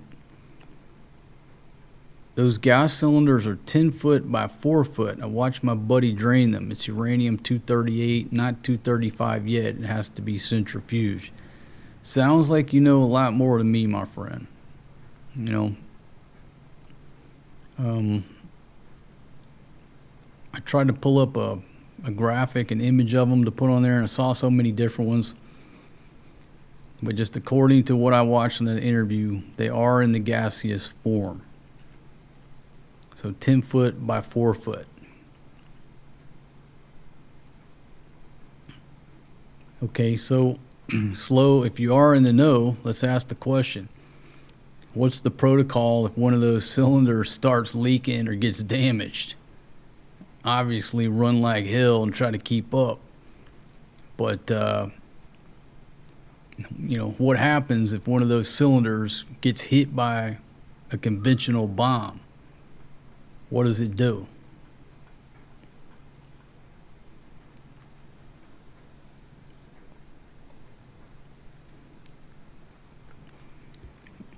Okay, I must be totally frank, says Iran will not agree. Round 2 will happen. Iran still will not agree. We go home. Israel is pissed. I mean, Trump has said many times, all I got to do is leave. All I got to do is leave. The strait will open up naturally.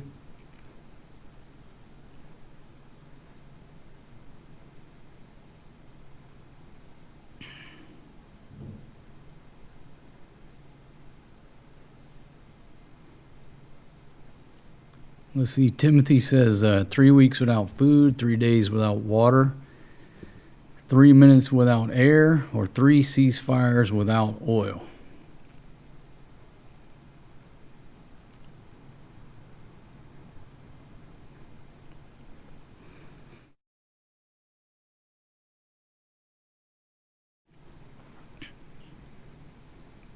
Okay, so BAH said that's a green light on the power station and bridges in my book. Get it over with Operation Stone Age.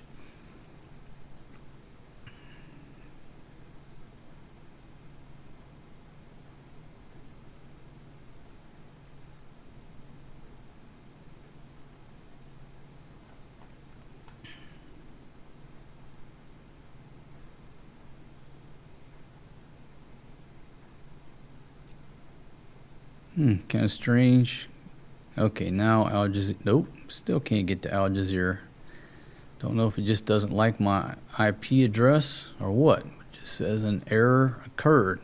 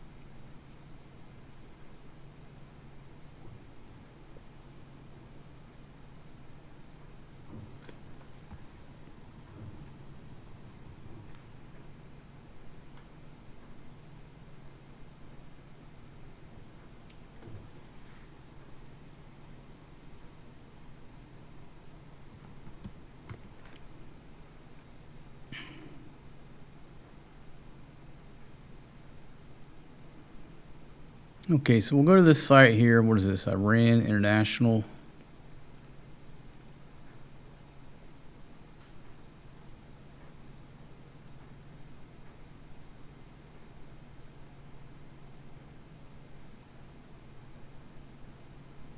Okay, they're reporting, and I don't know if this is fact or not, but it says the USS Gerald Ford leaves the Mediterranean, now operating in the Red Sea after transiting the Suez Canal.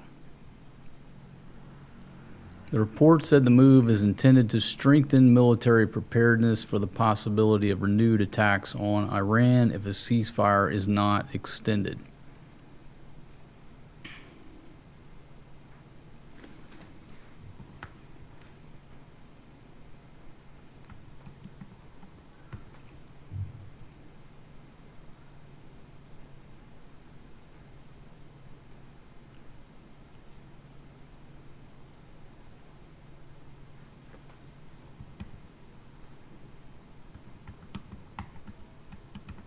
See if I can pull this information up here.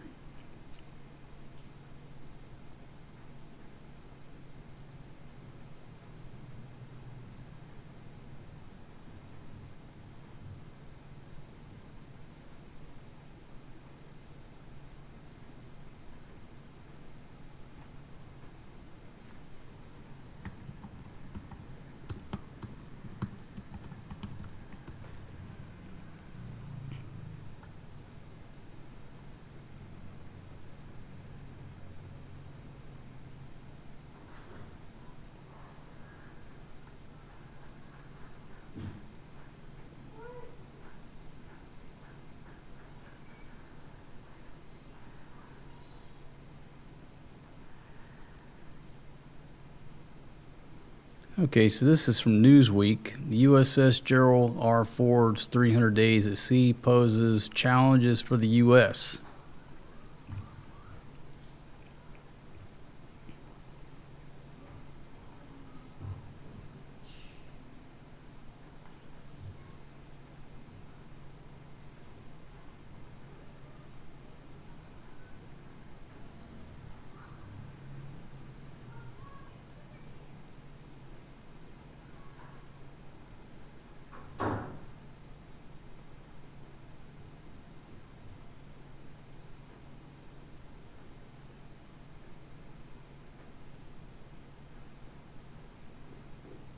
Okay, so according to them, the carrier is still in the Mediterranean, but that was 2 days ago.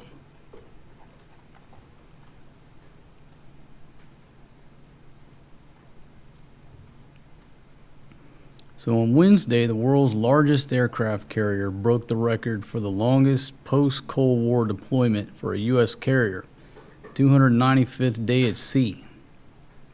Surpassed the previous longest stretch recorded by the USS Abraham Lincoln during the COVID-19 pandemic in 2020.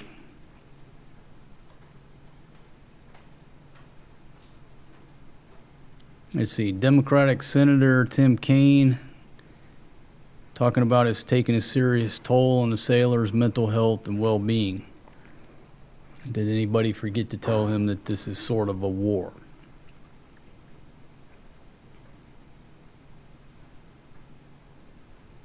Kaine sent a letter to the Navy expressing his concerns about the sailors' well-being. They said goodbye to their families last June, thinking they would be back before the holidays.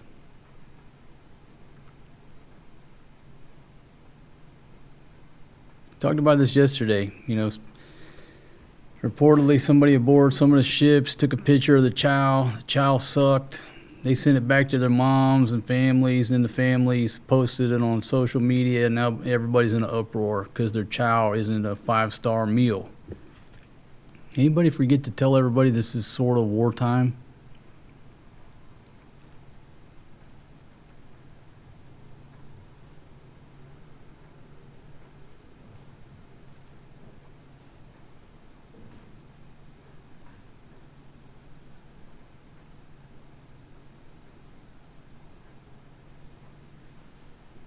Whole articles talking about how hard it is on families. My buddy said one time, and he was talking about police work, but he was talking about, people, the taxpayers don't really pay cops for what they do. You're paying them to be prepared and be ready for what they may have to do. Does that make any sense? I mean, it made sense in our conversation. Say you see some cops in the proverbial donut shop, right? Doing nothing.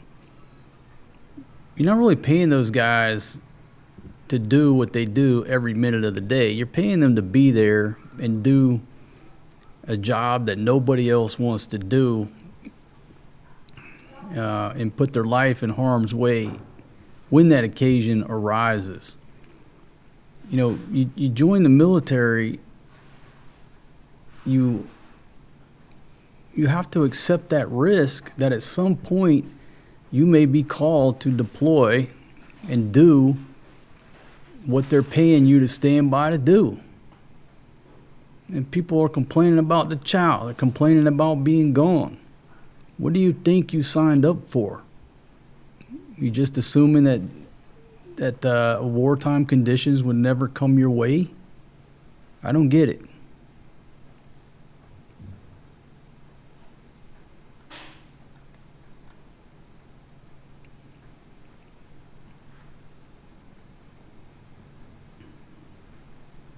My recruiter lied. I didn't know I'd have to eat this chow. I didn't know I'd have to eat MREs. You know, I was watching, I talked about this the other day. There's a clip on YouTube on that gentleman's channel. What's his name? Mike Rowe. The guy who did the Dirty Jobs show, right? And he's interviewing that young guy, Palmer Luckey, who owns a defense company. They're doing a lot of drone stuff, AI stuff. I don't know what all they do. But at the end of the interview, they were talking about, he said, Palmer Luckey, he said, and I think that's his name. He said, do you think in America right now that we have the same type of men who took the beaches of Normandy on D-Day? Do we have 1 million of those men right now to go up against a legitimate enemy like the Nazis were during World War II? And Mike Rowe said, no, we don't. We don't have 1 million people with that mentality. We got folks complaining about the fucking chow, taking pictures with their iPhones, sending it back to their mamas, and their mamas are posting that shit. Now the Secretary of War's got to address why little Johnny's got to eat fucking carrots and a scoop of meat and a thing of Spam. Meanwhile, there's people around the world starving. I don't get it. But check out that interview. Go to, I think his name's Mike Rowe. Is that his name? The guy who did the Dirty Jobs thing. And listen to that interview.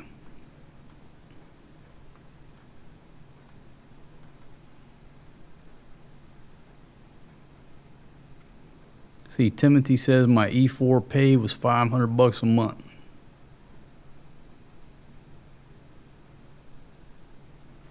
Yeah, most people who sign up for the military, most enlisted folks, are from poor families. That's true.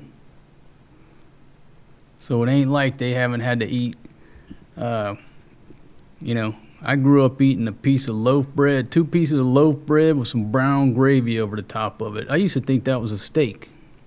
That's a poor man's steak. So I grew up many days. Just 2 slices of Wonder Bread, some brown gravy, delicious. My mouth is watering right now just thinking about it. Absolutely delicious.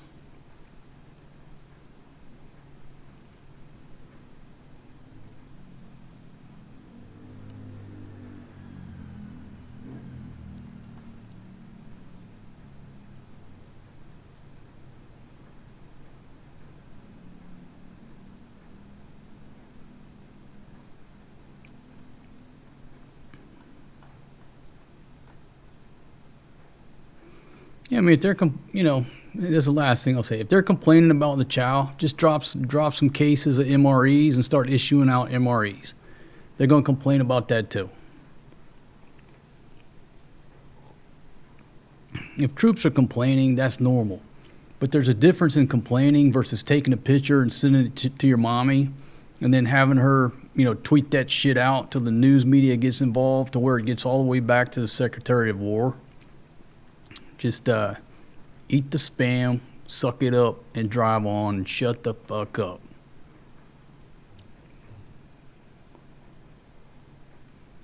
People here in this country, they would be glad.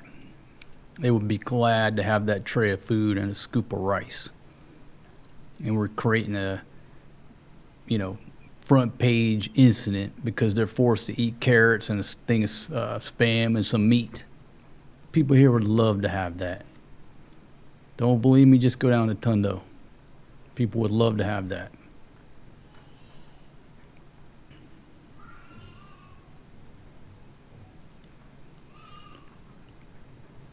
What the hell you need an iPhone on a warship in the middle of a war? Why does anybody need an iPhone and internet access?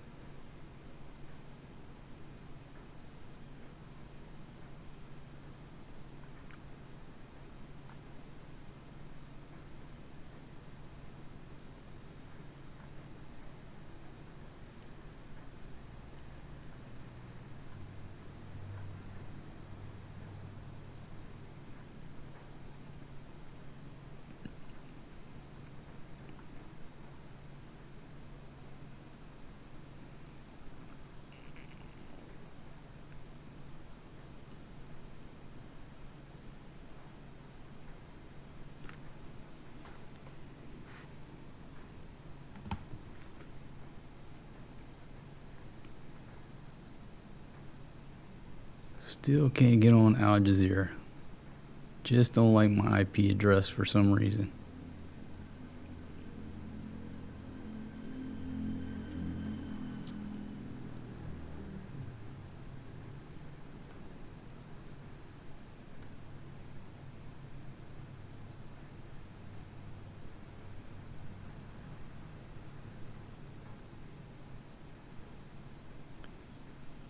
Too early to tell who is winning the Iran war, experts say.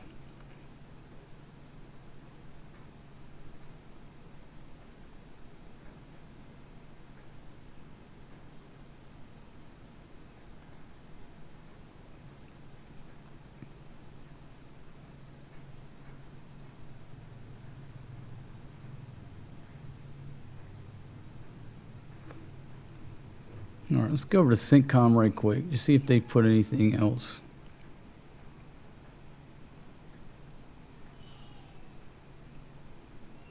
Sailors and Marines aboard dock landing ship USS Rushmore conduct blockade operations in the Arabian Sea.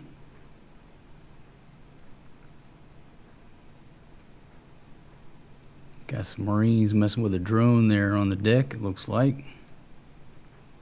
Guided missile destroyer USS, how do you say that, Pinckney, in support of blockade operations.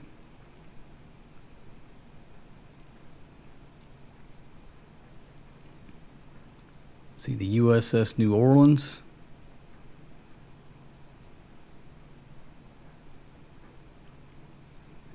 Among the blockade operations.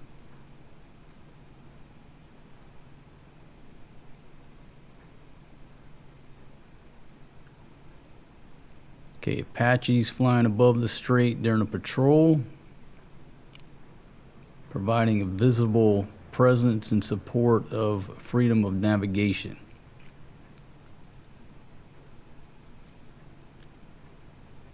I can tell you from experience, when Apaches fly over, that's what you can call an attention getter.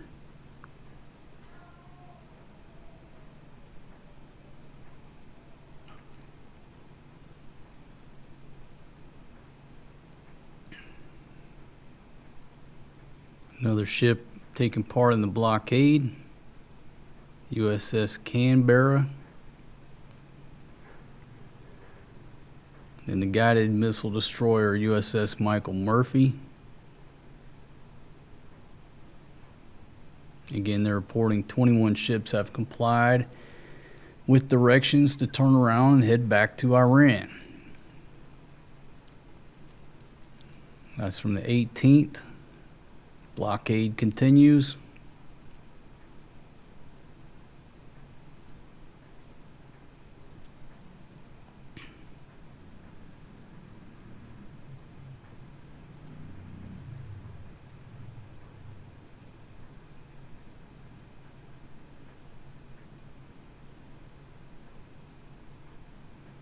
So CENTCOM is pretty much keeping up their presence there on Twitter.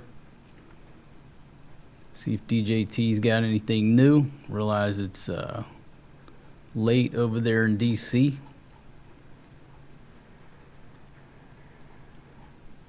And looks like he's still winning. And it just makes me think of Charlie Sheen during that interview. And folks, with that, I'm going to take a 5-minute break. Old single dad is going to take a 10-100 because I've talked so long and drank down this cup of coffee. Got 91 thumbs up, 1 thumbs down. See, Papa Smurf, how are you?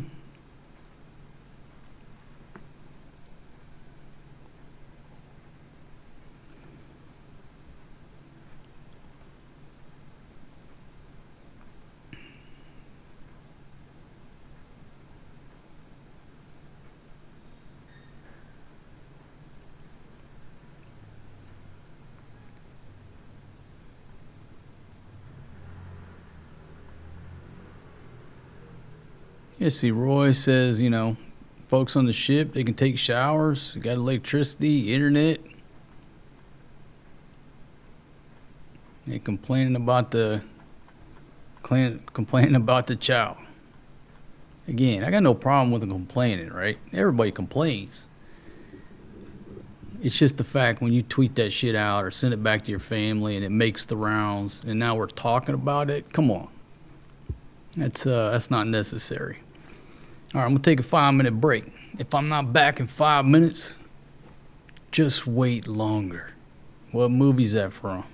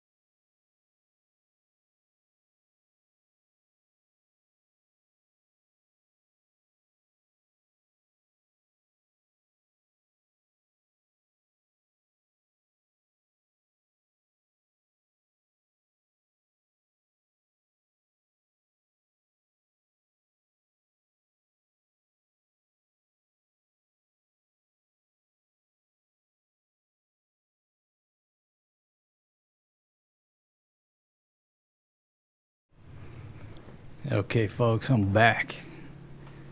I'm back like a bad dream. Got my microphone back on. I'll check the chat here. Let's see, Maximus, how you doing? America loves you. How you doing?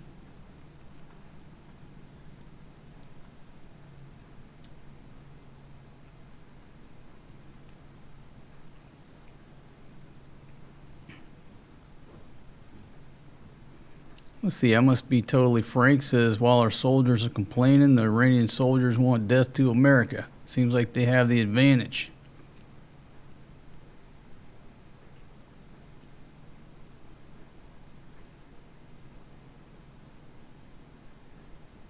Fatima is too busy eating a mango ice cream sandwich. Yeah, she got a little ticked off at me yesterday. Because look, folks, I'll tell the story. We go up there to her secret ice cream sandwich place. And they're not cheap. They're worth it, but they're not cheap. They're 50 pesos each.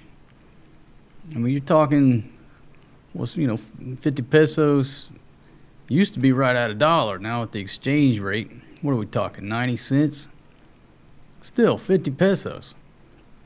She wants to order a mango for her. Maria wants the cookies and cream. I said, no, that's too much. That's 100 pesos. I mean, we're approaching half a chicken here. I said, that's too much for a quick stop in. Everybody gets a snack. Y'all 50-50 that thing. Well, Maria didn't want the mango. She didn't like the cookies and cream, so she pouted. She bought Maria the mango, and she just sat over there and sort of went half tempo, the silent treatment on me. And I said, hey, you got to do some better coordination. When something's a big ticket item, like 50 pesos, y'all 50-50 that. Me and Forrest G are over here. Old single dad just got a couple sips out of a Mountain Dew. We're talking 14 pesos shared. Forrest G, what's he rocking? Like 12, 13, 15 peso sack of chips. And she wants to go over there and spend the full 50 on her ice cream sandwich and a full 50 on Maria's ice cream sandwich. It was just too much. I had to drop the financial pimp hand on Big Pumpkin and say, y'all 50-50 that. She didn't want to eat the cookies and cream. Threw a big fit. Maria ate the whole mango ice cream sandwich. Couldn't finish it. Offered it to me. I said, no. Give it to your mother there. But she threw a fit, wouldn't eat the mango ice cream sandwich. Or the cookies and cream, I'm sorry. Big Pumpkin likes the mango. Maria goes with the cookies and cream. So she was pissed off for like a good hour or so after we got back to the house. But you know what I mean. We kept the Strait of Hormuz closed. Gas prices are double. Price of a tank of gas for cooking is double. Okay, we got to cut back. I don't know what I just did here. See if I can fix that. Maybe I ran out of time. No, there we go. It's back. We got to do what we got to do. And Big Pumpkin, if you're watching or listening, you 50-50 them ice cream sandwiches. They're 50 pesos each. Just 50-50 that. Everybody's got to chip in and do their part.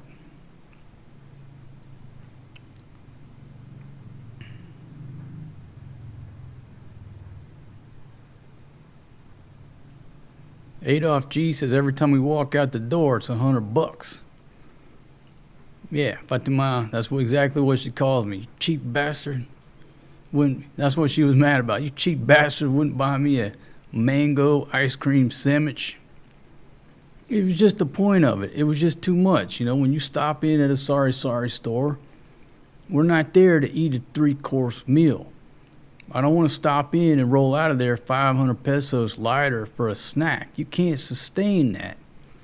We go for a walk, we stop in, you're talking, 14, 15 pesos. What is it, 14 pesos for a Coke? Everybody gets a swig, a couple bags of chips. I want to be out of there with 50 pesos, less than $1. You can sustain that. Filipina goes to the sari-sari store. She want to spend 500 damn pesos. But they want to go there 3 times a day. They will nickel and dime you to death if you allow it.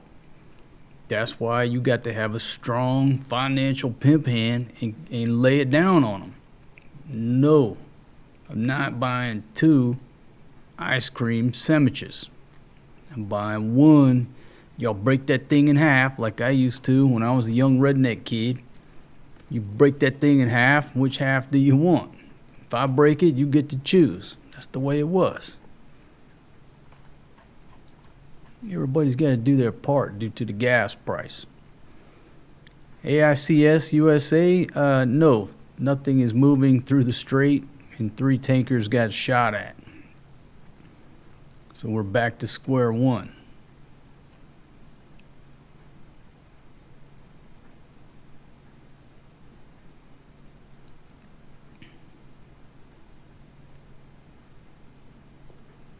Yeah, those ice cream sandwiches are absolutely delicious, but it don't change the fact they're 50 pesos. 50-50, and I'm okay with that, but everybody gets one? No, that's going to break the bank. It's just too much. She was being unreasonable.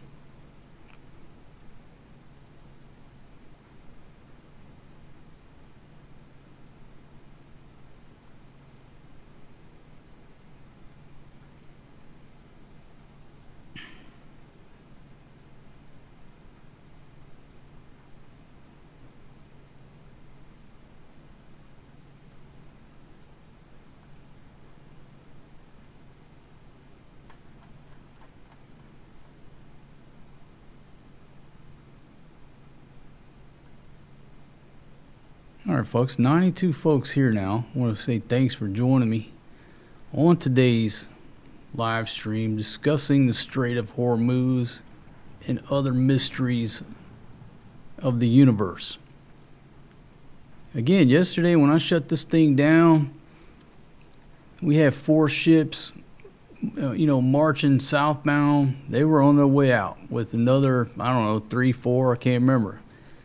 Loading up, queuing up in the same line, same path. Everything looked good.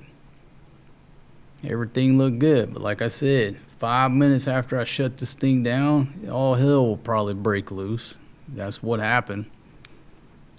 They immediately closed it down, told everybody to turn back, and for good measure, fired off some rounds. 2 of those little speedboats shot at the tanker. Well, the reports are saying up to 3, and 1 got damaged, and it scared the hell out of everybody. I asked the question earlier, was that really necessary to shoot at them? All they had to do was radio the captain. They're going to turn the ships around, no problem, but they felt the need to crank off some rounds. That's the message to the world and to the United States that we, the Islamic Revolutionary Guard Corps, are in charge of this country and not the civilian government who are putting out this wonderful information. So anything that the civilian government puts out, you just can't, it has no validity to it because they're not in control. To look at the path again, to come inbound, you're supposed to take this path north of Lyric Island and then just south of it on the way out. That's what we saw yesterday. That's the path to get in there now. And then the greedy pirates of Iran have mined this area, forcing traffic to come up there through their water so they can control it and charge people. Pirates. Everybody's calling one another a pirate.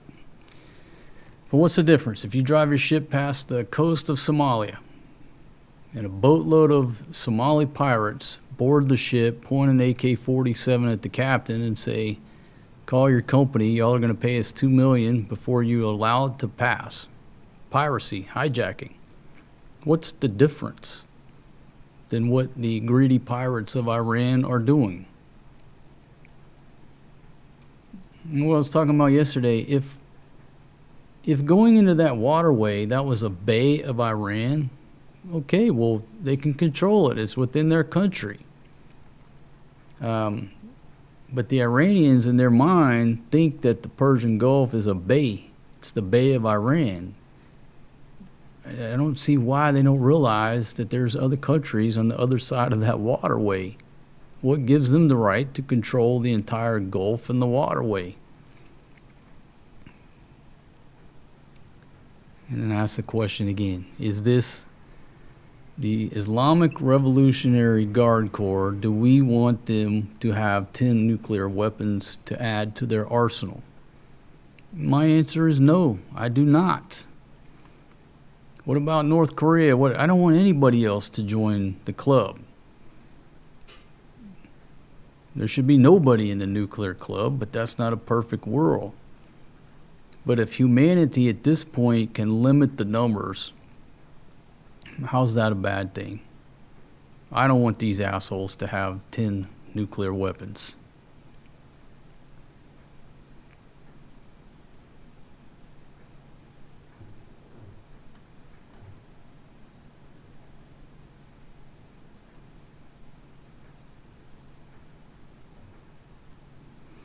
I don't know. I don't know. I don't think anybody's hit a mine during this incident, but in the past, yes, people have struck mines.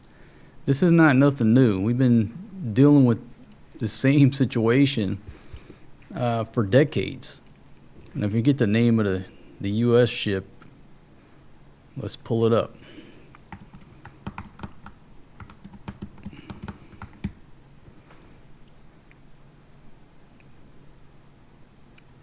Okay, so here we go.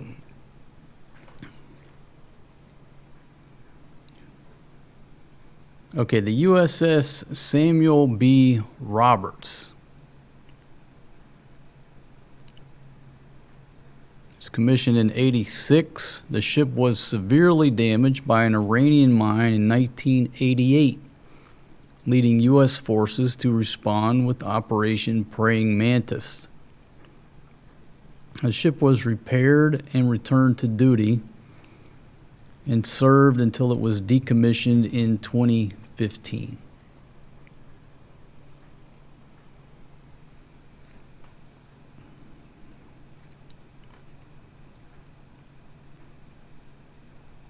Let's get down to the incident. Okay, let's see. The Samuel B. Roberts was launched in December of '84.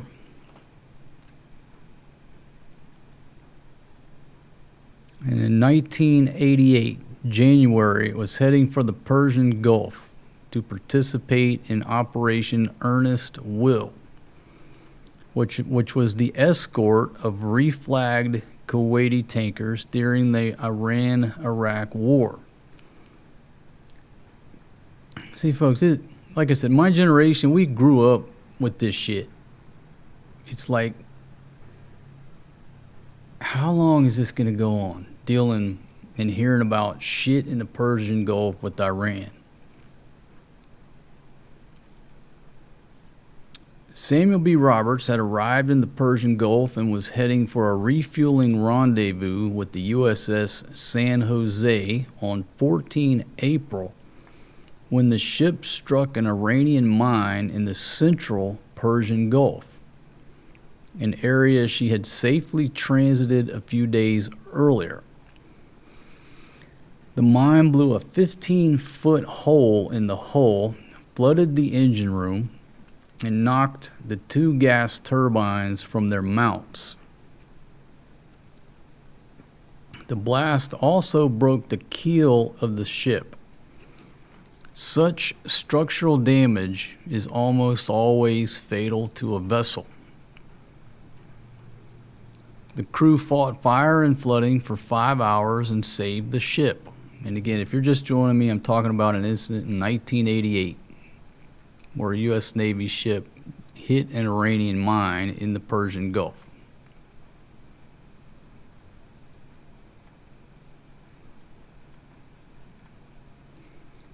Sailors cinched cables on the cracked superstructure in an effort to stabilize it, and she used her I've been talking so long. Auxiliary. There we go. She used her auxiliary thrusters to get out of the minefield at 5 knots, about 5.8 miles per hour. The San Jose's helicopters provided firefighting and engineering supplies to augment the crew's efforts. Okay, according to, the U.S. Naval War College, the ship never lost combat capability with her radars and Mark 13 missile launcher. However, the ship did lose power for about 5 minutes.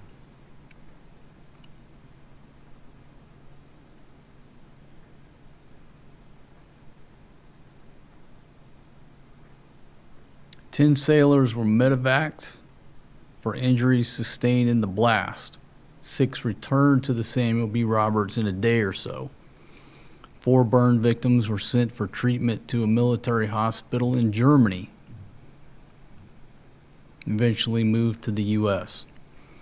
When U.S. divers recovered several unexploded mines, they found that their serial numbers fitted into the sequence on mines seized the previous September aboard an Iranian mine layer named Iran Azure.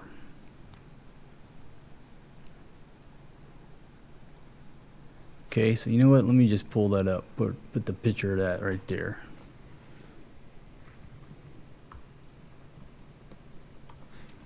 So here, sitting here telling the story. Let's see what a mine layer looks like from back in the day.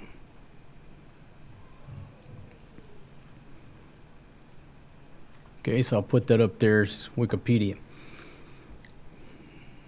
It's a Japanese-built landing craft, but it was used by Iran to lay naval mines during the Iran-Iraq War, built in 1978. So that was a ship that they were using to lay mines back in the 80s. 4 days later, now again, folks, I'm talking about back in the 80s, U.S. forces retaliated against Iran in Operation Praying Mantis, a one-day campaign that was the largest American surface engagement since World War II. U.S. ships, aircraft, and troops destroyed 2 Iranian oil platforms allegedly used to control Iranian naval forces in the Persian Gulf. They sank the Iranian frigate, the Sahand, damaged another, and sank at least 3 armed high-speed boats. The U.S. lost 1 Marine helicopter and its crew of 2 airmen in what appeared to be a night maneuver accident rather than a result of hostile operations. So the Iranians laying mines is not theoretical. I mean, this is apparently the ship that laid the mines back in the 80s that the Samuel B. Roberts hit one of them with the story that I'm just telling. So this ain't nothing new. You know, my generation, we grew up talking about the same problem. How long are we going to talk about this shit? How long are we going to keep doing the same thing, expecting different results from a U.S. perspective?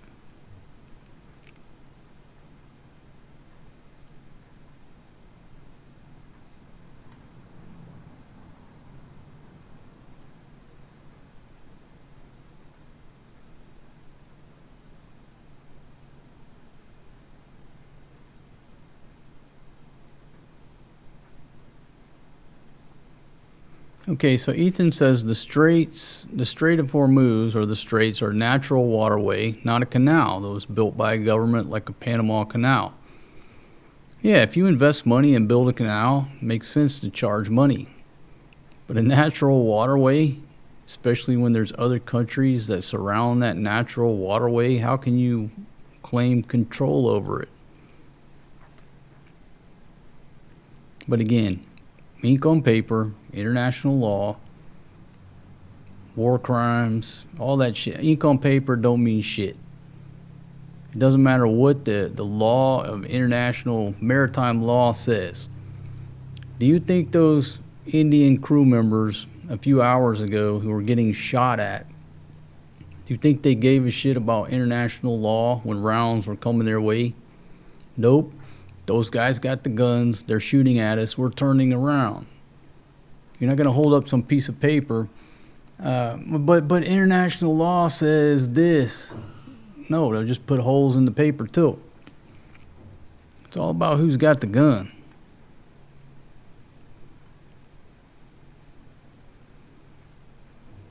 All right, so let's see. Back to some histories of this Samuel B. Roberts. Let's see what happened. Let's see. She was loaded onto the Mighty Servant II, a semi-submersible heavy lift ship, and carried back to Newport, and was there for repairs. The entire engine room was cut out of the hull. So the mine did significant damage. It's a wonder the thing didn't go to the bottom. But it looks like due to the extraordinary efforts of the crew, they did save the ship, but it took a lot of damage.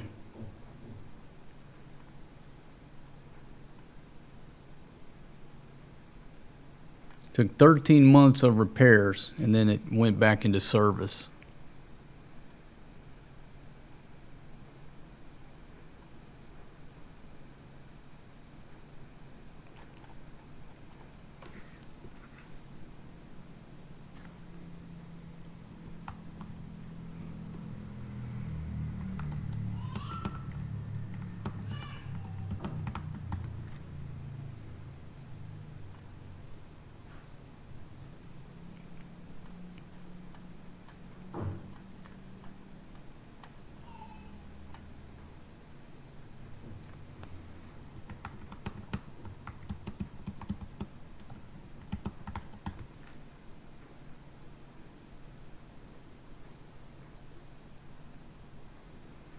Okay, so let's pull up this article here, further talking about the mines, and not gold mines. We're talking about mining the Persian Gulf.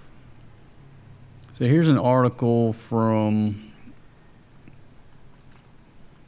by Dr. Stephen Wills here. A brief history of U.S. naval mine warfare from 1979 to the present. Okay, so this is a recent article. He just wrote this 3 days ago. Wonderful. So Iran's claim to have laid mines across a broad area in the Strait of Hormuz has again raised the prospect of a USS Samuel B. Roberts mine strike incident and prompted renewed scrutiny of U.S. Navy mine warfare capabilities.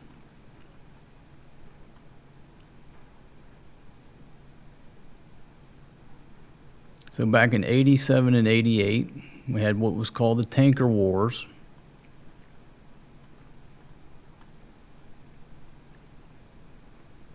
Operation Earnest Will, that constituted the first major U.S. mine warfare effort in the Persian Gulf. So again, for my generation, this ain't nothing new. This shit, we grew up with all this stuff going on.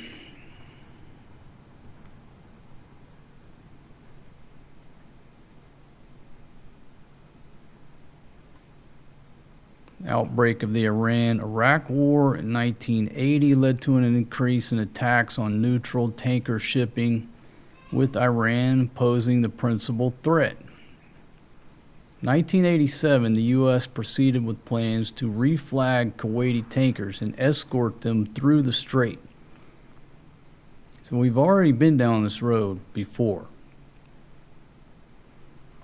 A U.S. Senate Foreign Relations Committee report concluded that the U.S. Navy was ill prepared to execute its new role in the Persian Gulf. Wow. The mining of the Strait of Hormuz was also raised in other congressional hearings. One such hearing, Senator Dan Quayle asked the Undersecretary of Defense, do we have any minesweepers that will go up in there? Talking about the Strait, the Persian Gulf. The Undersecretary of Defense responded in the negative and stated that the chairman of the Joint Chiefs did not assess mines as a significant threat.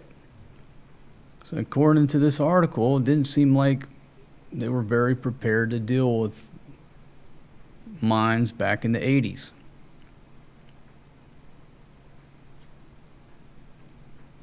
Back then, they were more concerned with the Chinese-made Silkworm cruise missiles. Okay. But in July of 87, the reflagged tanker, the Bridgeton, the first such vessel escorted by the U.S. Navy, struck an Iranian-laid mine. Okay, so we've got a U.S. Navy ship we just talked about that hit an Iranian mine. Now we've got a tanker in 1987. The damage was limited. Although the damage was limited, the U.S. naval presence in the Persian Gulf expanded from 6 ships to 13, and then to 30 by the end of the year, including minesweepers and minesweeping helicopters. The USS Samuel B. Roberts subsequently struck a mine and was nearly lost. Ultimately, the operation contributed to deterring further Iranian attacks on merchant shipping. So again, folks, my generation, this is just like Groundhog Day. How many times are we going to come back to this shit with these greedy pirates of Iran fucking up the world's shipping? How many times? Let's see, then we go to Saddam Hussein's Iraqi forces extensively mined Kuwaiti ports after they occupied Kuwait.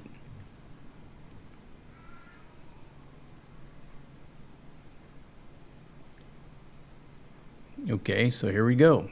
Somebody asked the question about the mines, right?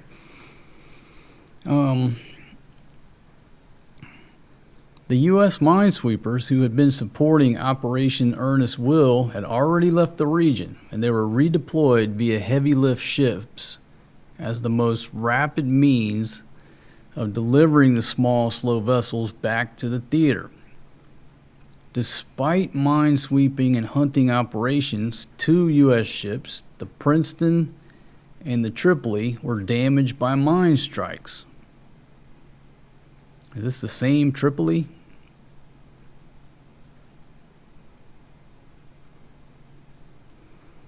Okay, in 1991, Secretary of the Navy testified the U.S. spent 25 years not developing or buying new minesweepers or mine hunters.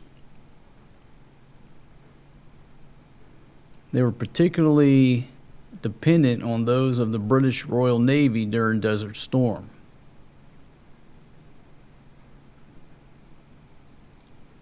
Let's see. The Avenger became the first mine countermeasure ship to neutralize an Italian Manta-type bottom mine on 27 February 1991. So there's all kind of history. This is just what he's bringing up in the article. There's all kind of history of the Iranians mining the Gulf, the Strait, Iraqis putting some mines. 2003, the Navy deployed mine countermeasures.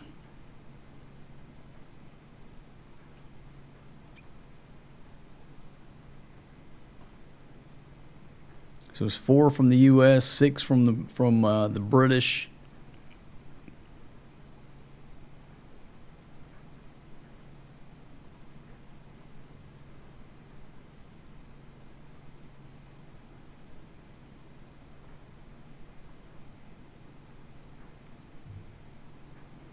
I don't know. It seems to me like the takeaway is we don't have a whole lot of capability for dealing with mines.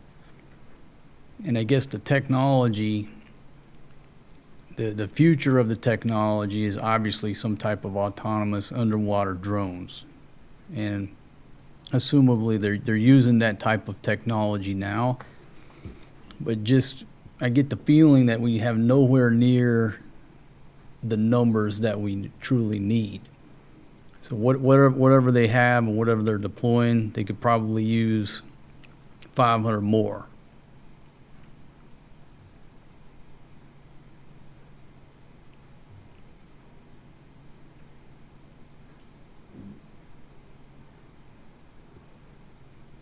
Mine hunting and mine clearing is slow, tedious, and dangerous work.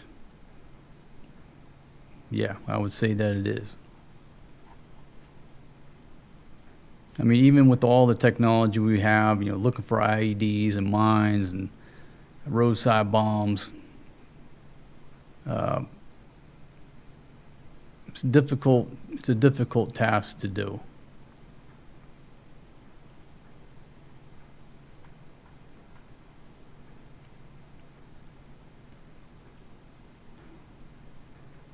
Let's see, watch Trump's interview back in the 90s. He always wanted to blow up Iran. This war is far from over. Yeah, we talked about this on a previous live stream where a lot of people think he just, on a whim went to Iran to pull this off and got in over his head. This dude's been thinking about this for decades. He didn't just go take a dump and the idea popped in his head. Sun Tzu, The Art of War, the general who does many calculations in his tent the night before the battle. Is certain to win. The general who does the least amount of calculations is going to lose. So this isn't something that he just stumbled into. He'd been thinking about this for a long time. He thought about it during his first term, got in there, saw the capabilities, talked about it. All that shit broke down with the lockdown and all that crap, and it derailed it.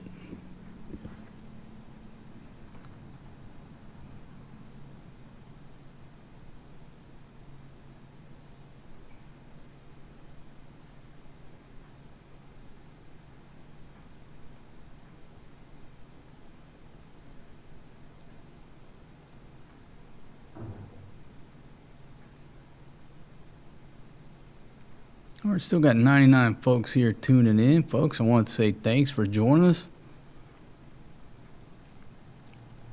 I don't have all the answers. I'm just here to invoke thought, bring everybody together for some good conversation. Got 99 thumbs ups, 2 thumbs downs. Thank y'all very much for tapping that like button. Got over 100. I just look at the total number. 99 up, 2 thumbs down. I'm okay with that. We broke the 100 thumbs up barrier. So the Google squirrels are happy. Certainly appreciate that. Boom, now I got 100 thumbs up. 2 down. Thank you very much.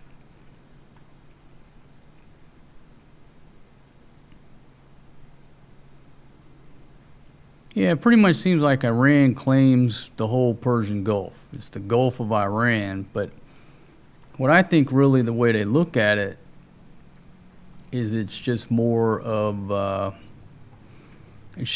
bay. They seem to think that Iran is all around this and making it a bay, which they could have some control over. It's a bay going into their own country. They just seem to forget that there's multiple countries on the other side of this waterway. Okay, so what gives you the right in your delusional mind to think that you can control access to get to Kuwait? Law or no law? Like, dude, I live up here in Kuwait. Okay? So, for example, I'm up there living in Kuwait. I got my boat, the 1 month diver. I want to go fishing. I'm a redneck. I fire up the 1 month diver. I got my Greek captain's hat on, navy blue. I got my Speedo on, OD green. I got Jimmy Buffett on the box. I got a cooler of beer and a bucket of frozen margaritas. I crank up the music. Okay, hammer down. I'm rolling out because I want to go fishing over in the Gulf of Oman because they got better fishing. I'm coming around the horn and all of a sudden somebody is fucking with my day saying you need permission to pass. You know, I've had a few at that point, a few margaritas. I'm blasting the stereo. I give them the finger and tell them to fuck off. I come out here and I'm fishing. I go fishing. Now I want to go home. They hit me up on the radio. Hey, you got to get permission. You got to do this. Fuck y'all. I'm going back home. I don't live here in your country, assholes. I'm not coming to your ports, assholes.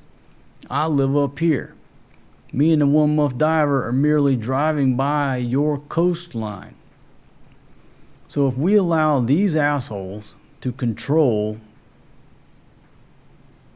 this waterway when there's other countries up there, what is the difference if I'm over here on the one muff diver fishing and then here comes these Somali pirates boarding my ship trying to fuck up my fishing trip? Now I got to pay you $2 million.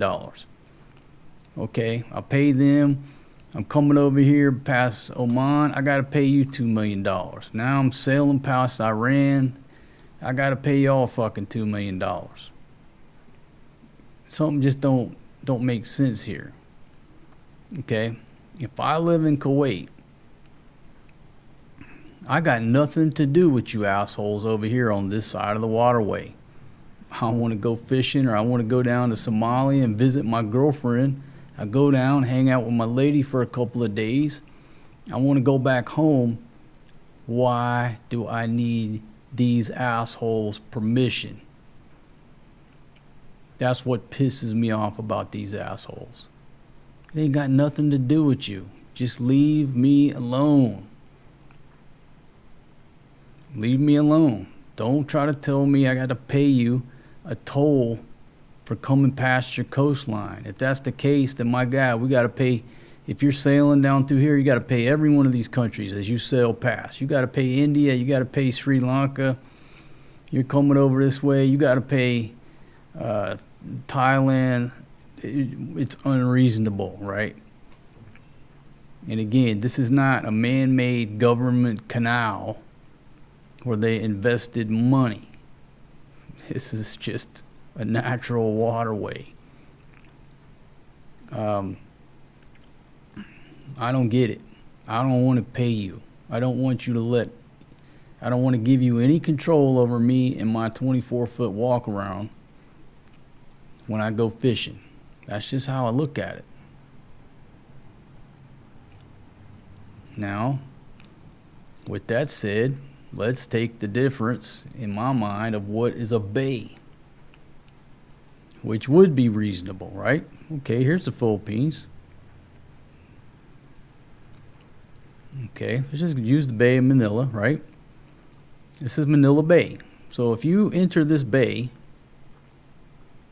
you're surrounded by one country, the Philippines.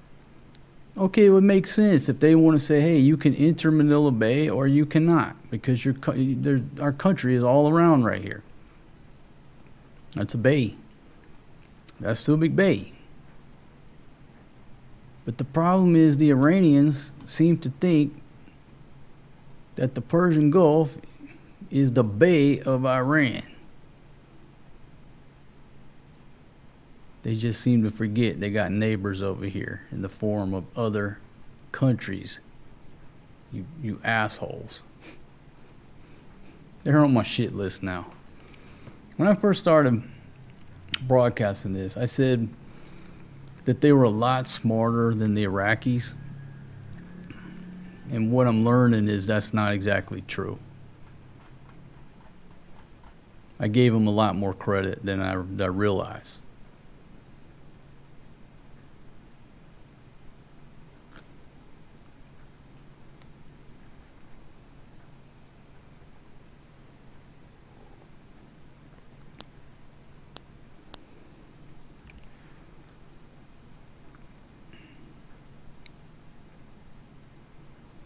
Maximus says the winner of the war gets to rename the Persian Gulf. Either it will be the Gulf of Iran or the Gulf of America. The winner gets to decide the rules.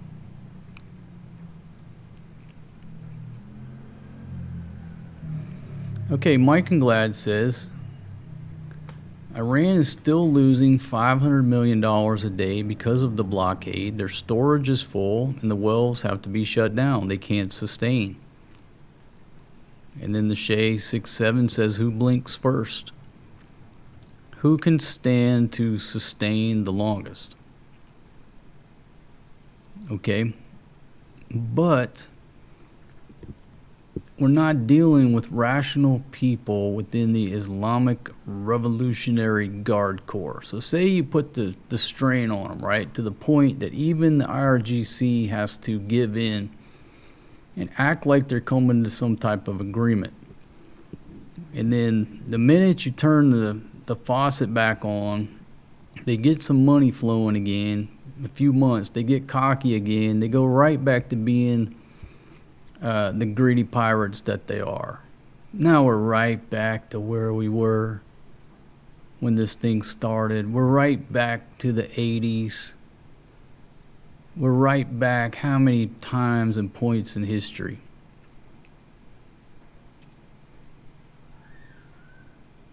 Doing the same thing over and over and expecting a different result is the definition of insanity. What's the solution? Well, it seems to me, if you break it down into simplicity, how do you enable the civilian government to exert control over the country where we can work things out reasonably? It seems to me like you have to destroy the Islamic Revolutionary Guard Corps. I'm not just talking about their equipment. I mean, you have to just destroy the entire organization, everything. It has to be taken out of the equation some way or another, where the civilian government is back in command. You can actually make some rules that the military will follow. How do you do that? You can't ask the IRGC to do something. You can't tell them to do something. All they understand is the stick. That's all they understand is the stick. So we're going to keep kicking this can on down the road and keep doing the same shit over and over and over in cycles, I think, until the IRGC is destroyed totally as an organization, where it no longer has the ability to put their finger on the trigger or the ability to defy the government, the civilian government, because they don't control anything. They don't have anything to control. So it's going to have to be like a systematic destruction of the IRGC to get this country back on track. And look, in a perfect world, okay, you can pull that off. It's easy. There's a time frame, a budget, calculate losses. Okay, I get it, but they seem to be the problem. How do we move forward to make any deals where this shit stops happening, where you got to get rid of these folks? You have to dismantle the IRGC. There you go. Not just destroy their big surface ships and their aircraft. You've got to take out and dismantle the entire fucking organization. There you go. You want to fix Iran? Destroy the IRGC.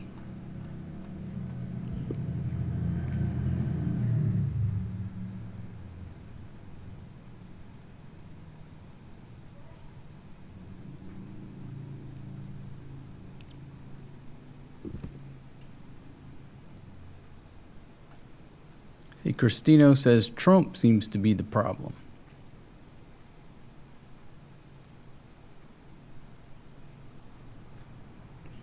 Yeah, the IRGC is not living paycheck to paycheck, or are they?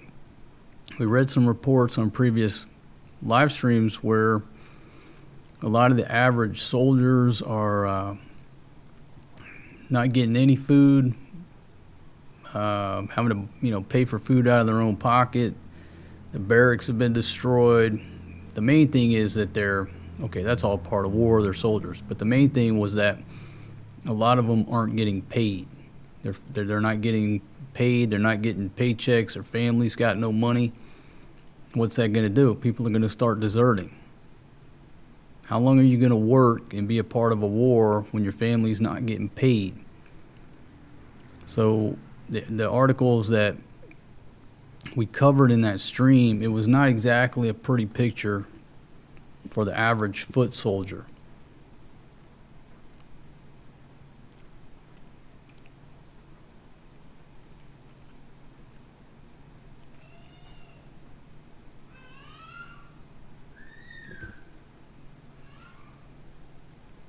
See, I must be totally frank, says they're following the Ayatollah's wishes and can't be dismantled. Well, I'm open for other solutions, but it seems that the diplomacy route doesn't work with this organization. What's the old saying? When you're a hammer, everything looks like a nail.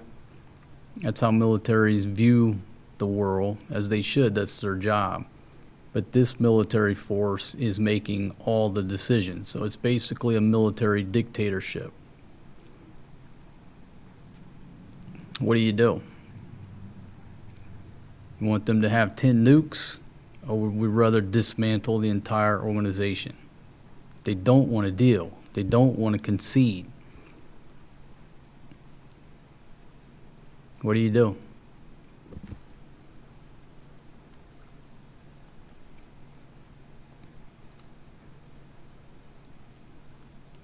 Yeah, it's pretty clear to me. They're running the country. Potentially that guy right there. And I'm not saying he's a good dude. The only thing that was positive was that he was the Minister of Interior for 3 years. So he served in a civilian position, if you believe Dr. Wikipedia here. Doesn't see. I mean, you can go on through here. Maybe not a great guy, but it doesn't matter what we think of him. If he's still in charge of the Guard Corps, then he's in charge of Iran. Because these folks, this guy is definitely not in charge. It would be wonderful if he were. If he were in charge, then his little tweet right here would be in effect, and we'd be moving forward. He doesn't have any say-so in what goes in the country. This dude right here has got the wasta. So you either have to negotiate with a military dictatorship to come up with some deals, or you have to work on true regime change. And true regime change is to dismantle that entire military force, which is not a small chore. But again, if either side is not willing to budge on the issues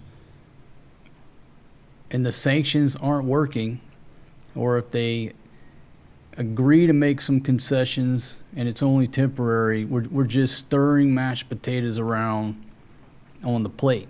Nobody's eating the taters. Okay?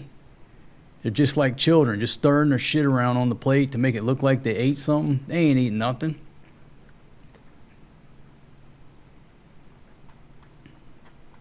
But I think this, if you just took the IRGC off the table, okay, boom, they're no longer a factor. You have the other portion of their military, you have the civilians, you have the clerics. Okay, it probably wouldn't be such a bad place.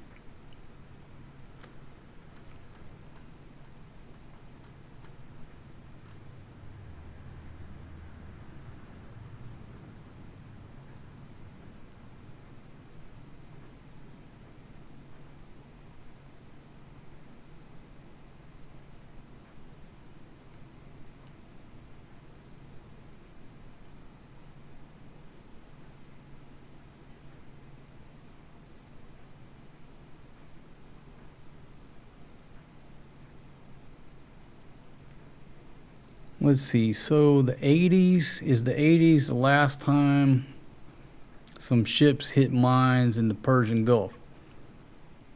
I'm not sure if that's accurate or not. I mean, obviously what we just covered was several incidents in the 80s. Let me see if I can see if anything went down since then. Because I just typed in Iran history of mining Strait of Hormuz. See what this Google AI shit says, which never helps me. Just goes back to historical use, you know, the 80s during the tanker war. You know, it jumps to 2026. Reports suggest Iranian mines are limiting traffic.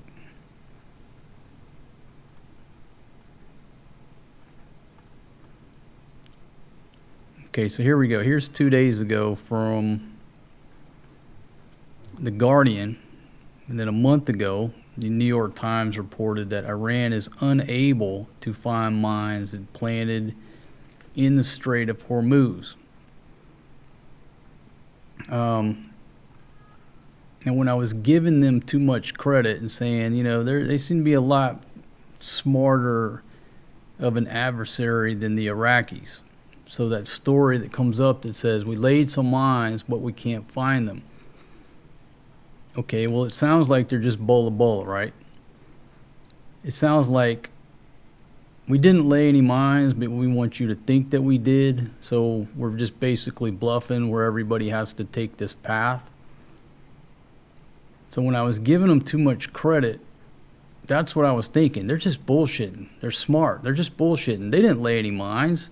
It's not that they don't know where they are. They're just bullshitting to make everybody too scared to go through this area. It's smart. But if it had been the Iraqis who said, yeah, we put some mines out there, but we can't find them, in my experience, I would believe that story. Yeah, the fuckers put some mines out there, and they don't even know where the fuck they put them. There are some mines out there. But now as my opinion of the Iranians starts to change, and I get a clearer picture, they may have put some mines out there and they can't find them. Okay?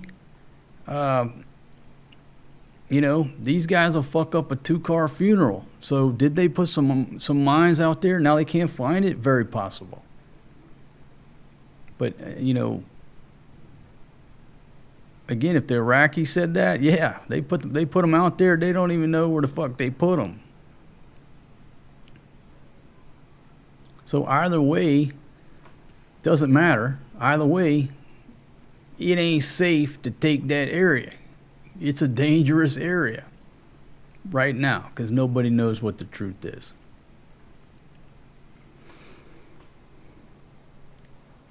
Okay, so this article here is coming from The Guardian. How old is it?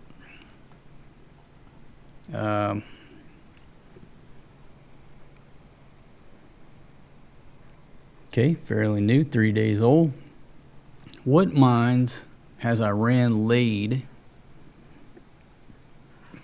and how can the U.S. remove them? Trump plans to start anti-mine operations as part of a wider attempt to open the strait, but the clearance is laborious and dangerous.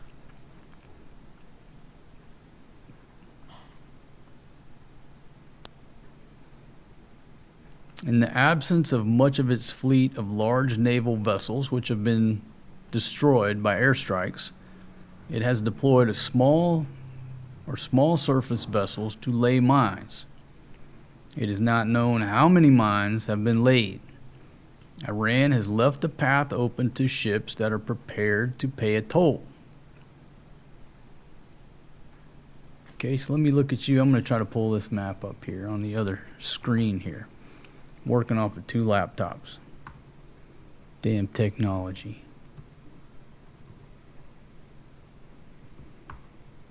See, Strait of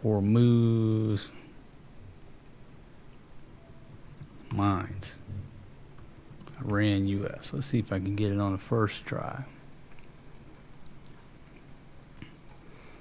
Okay, so they basically put the same map up that the BBC has. So there you go right there. That's the map I'm looking at. Can y'all see that okay? Yeah, there we go.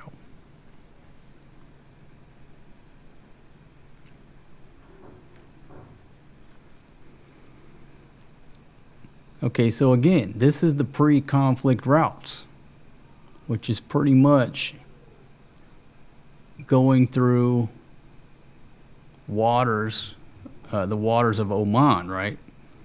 Now, Iran says, okay, this area here is mined. We mined this.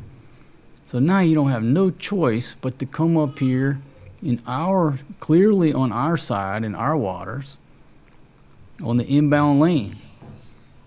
Now, here's the thing. Why did they did the inbound lane up here to make 100% certain that you're clear, you're in Iranian waters, and pay us some money. In the outbound lane, okay, you just stay north, again, stay in our waters, because we mine this shit down here. And the question is, did they really do it, or are they bluffing? They have a history of really doing it and really blowing up ships, almost sinking a U.S. Navy ship in the 80s. You have to take them for face value that this is mined, but in the same sense, I would also believe two things. Number one, it ain't mine, they're bluffing. Or number two, they did lay some mines and they forgot or they don't know exactly where they are.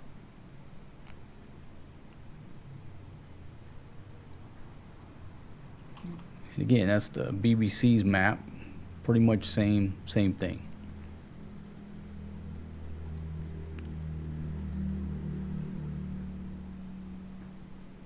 Refresh our focus there in case something happens.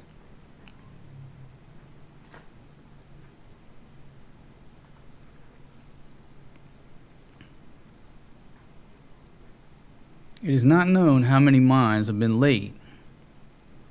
According to U.S. officials, quoted by the New York Times, Iran has indicated that it cannot locate all of the mines that it has laid and lacks the capability to remove them. Again, that might be a true story.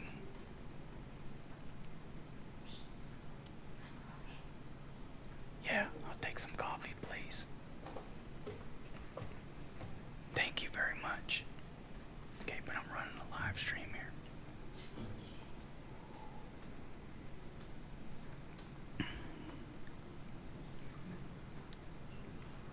The Islamic Revolutionary Guard Corps displayed some of their small vessel and mine capability in a propaganda video filmed in a naval bunker in January of 2025. Okay, so y'all look at me for a second. Let me see if I can pull that up. It's on down the article. Let me see if I can get that a little bit bigger here.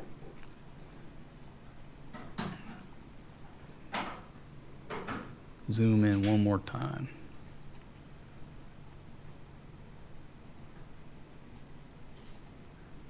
Okay, I think this thing will loop. Okay, so here we go. Right there, hope y'all can see that. It's fast forwarded, that's the way it's playing. But that came out in January of 2025 on Iranian state media. Say, can I pause it or no? I don't think it'll let me pause it. Oh, there we go.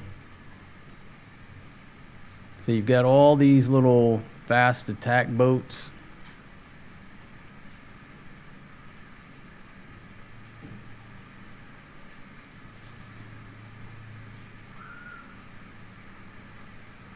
In a tunnel somewhere.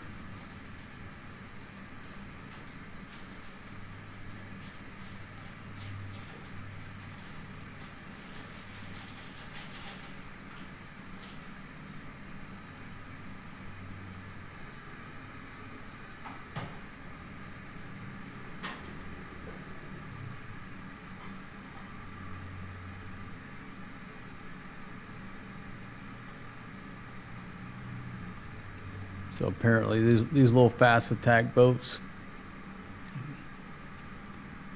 something like that or similar is what shot at these tankers. No telling how many of these things they got left. Like my buddy said, just me and my buddy talking. He said, why in the hell, if they've got Apaches flying over the area, why aren't they just hunting down and taking out any of these boats they see? You shoot at a tanker, you get dead. Pretty much like the drug trafficking boats. Pretty simple, right? That's the question. They got Apaches out there flying. Why aren't they hitting these little boats? Just start picking them off. It's just guns free. You see any type of boat like this, you're cleared hot. No need to call it in. Just hit them.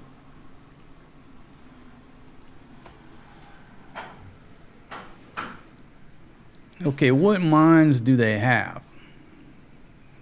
They're thought to have two main types. Unlike earlier mines that relied on physical contact between a ship's hull and trigger mechanisms on the mine itself, both are more modern varieties that use magnetic and acoustic sensors to detect when a ship is close before detonating warheads.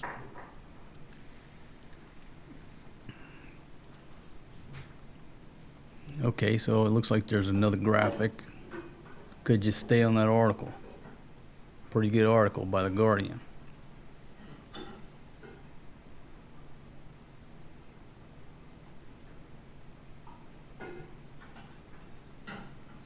Okay, so I'll put that back up on the screen. Let's see, you have the Mayhem 7 and the Mayhem 3. Not sure if you say Mayhem. Here you don't say graham crackers, you say grahams. Anyhow.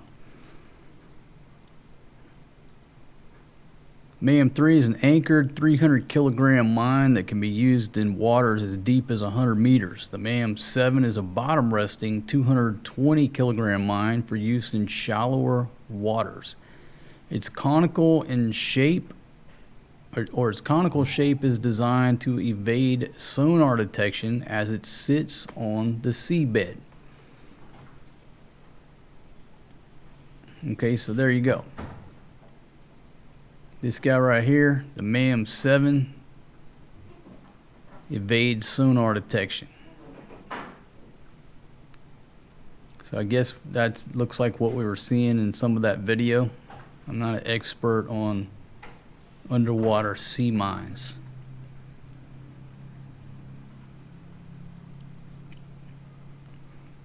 Oh, look at there. Another great graphic. There you go right there.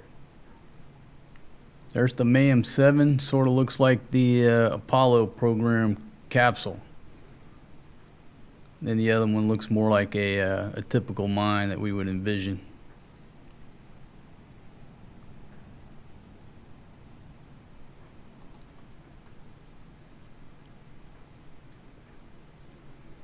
Okay, some analysis suggests that despite heavy attention to its navy, Iran still retains 80 to 90% of its small boats and mine layers and could therefore lay more mines if the conflict continues.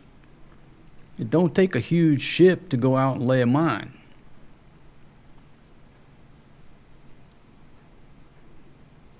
Mines are quick and easy to lay, but their clearance is laborious and dangerous.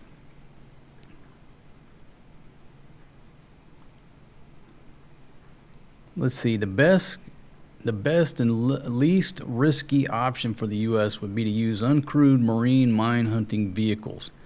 Those include the Knife Fish, undersea mine hunter, a submersible device, and the MCM anti-mine vessel, which looks like a speedboat. Okay, and again, I should have just kept this article up. Maybe they won't hit me for copyright, but there we go. This is history. There's a Knife Fish.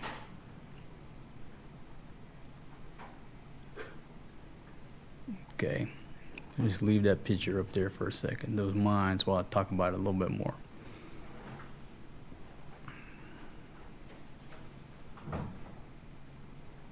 Okay, the Archer fish, they can drop that from helicopters, controlled by a helicopter's crew. Uses vehicles with sonar to detect mines and then destroy them.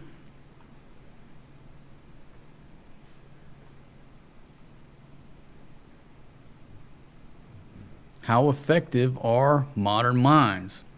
Well, it only takes a small number of mines to close sea lanes.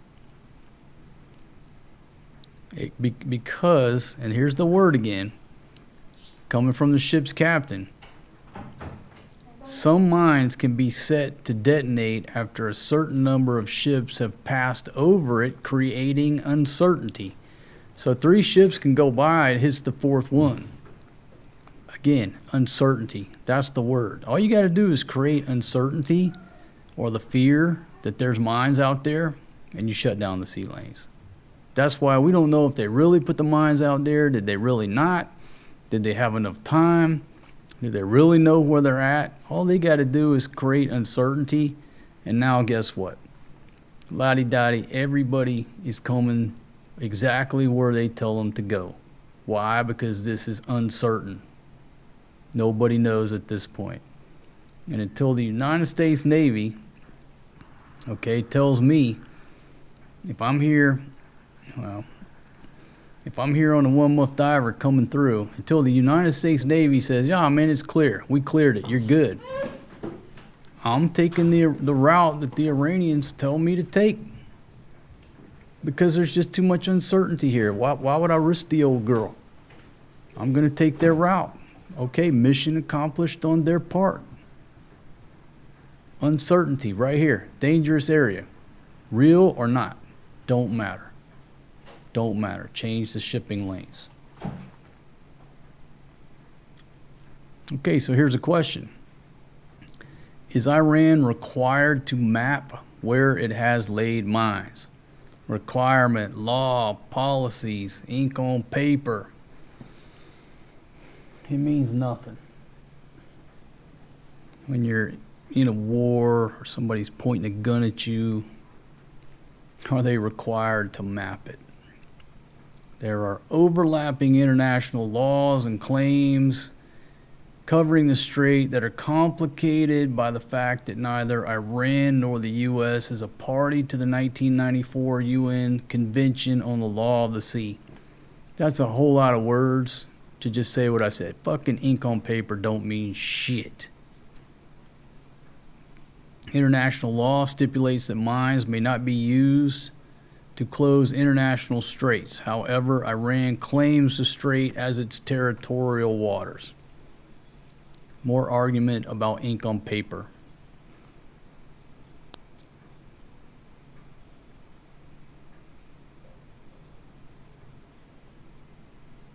All right, I'll go back to your comments and slow down my comments. My buddy says you talk too much, man.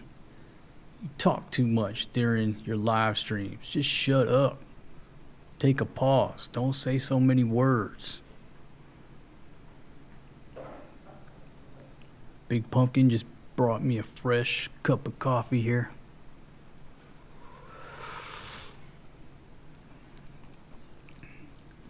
Not real coffee. Here in the PI, you rarely get brewed coffee. You get 3-in-1, which is pretty much like hot chocolate, but it tastes different. Big old packet of sugar, 3-in-1. It ain't coffee. They call it coffee.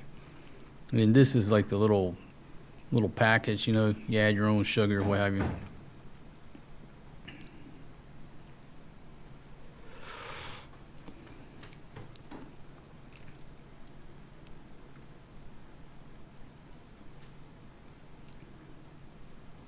Okay, let me go to Al Jazeera, see if it still says an error occurred. Nope, looks like it's back up and running. No problem with the website.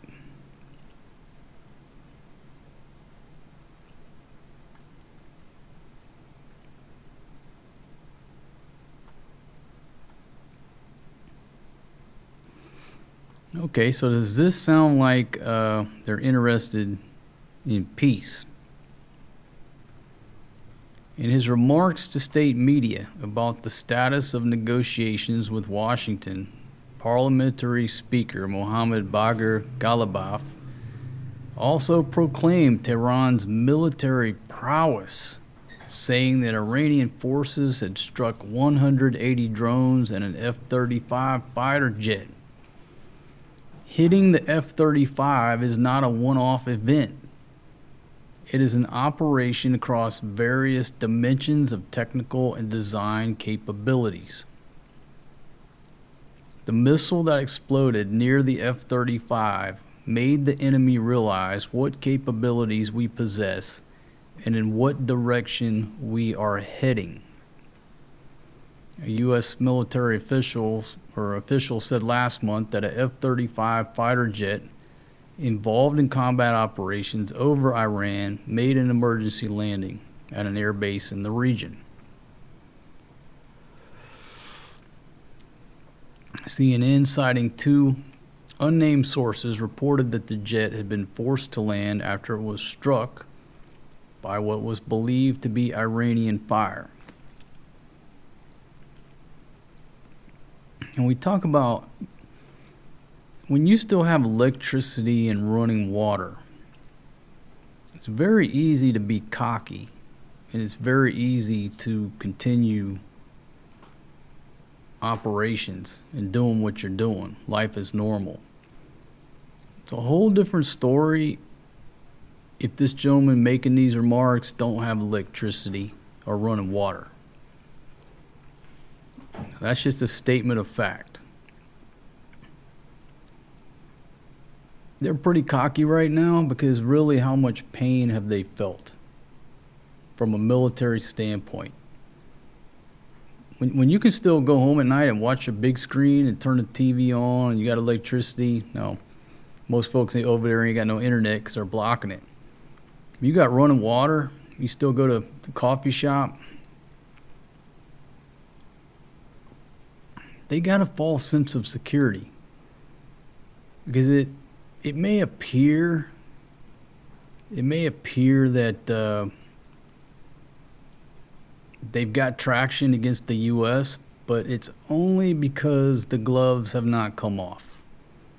It's only because Trump and the U.S. have shown extreme restraint over what they're targeting. I think they're just a little bit naive to what could come their way. And that's why they're cocky.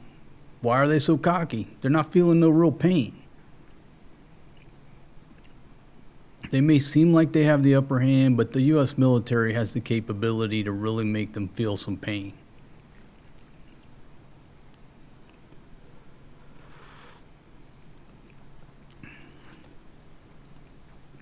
This dude's running his mouth. He's running his mouth and being cocky. And I guess I would too. Like, dude, you sent your best aircraft over here. We shot all these aircraft down. We did this, we did that. I still got electricity at my crib.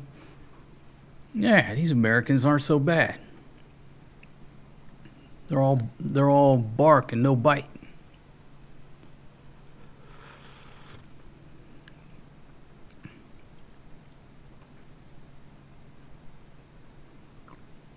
But again, this is the top negotiator, they say, who's touting the military capabilities. Not focusing on peace or ratcheting things down. This dude's going in there talking about how badass they are.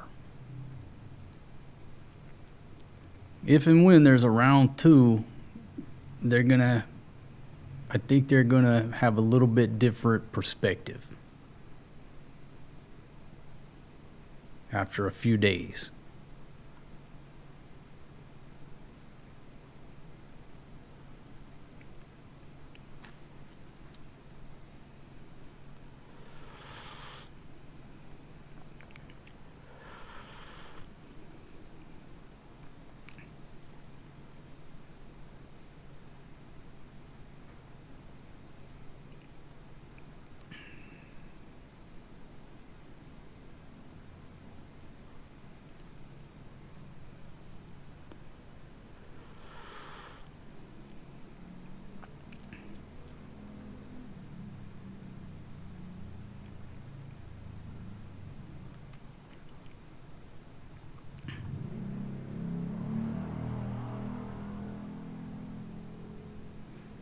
I was talking about it before too. I think in Trump's mind, it's not his objective to destroy the country. Any president can do that. Any president can order the U.S. military to just lay waste to the place. That doesn't take a rocket scientist or a genius. It just takes whoever's sitting in the Oval Office to tell the U.S. military go lay waste to the place. I don't think that's success to him. If it were, it would have already been done. His mindset and his success is putting together a lasting deal and solving a problem that nobody's been able to solve during his lifetime. That's like his own legacy, to where he can pat himself on the back and say, I pulled it off. To just go destroy Iran and put them in the dark in the Stone Ages, anybody sitting in the president's desk in Washington, D.C. could have done that. That's not a great feat. What's it say in The Art of War? Something about, I'll have to think of it in a minute.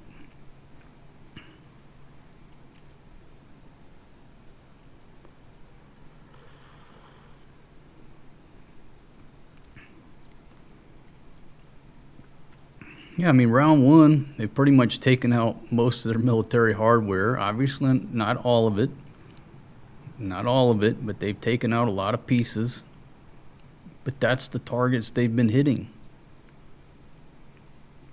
Again, it's pretty easy to be Billy Badass. It's like, my buddy, we were talking about, when the rounds were incoming over there, other countries in the Middle East. Okay, you're taking rounds, but the mall's still open. Still electricity, running water. You can still go to Starbucks. Occasionally, do you look up in the sky and is it scary? Well, obviously it is. But that's a whole lot different than not having electricity and how that changes, and no running water.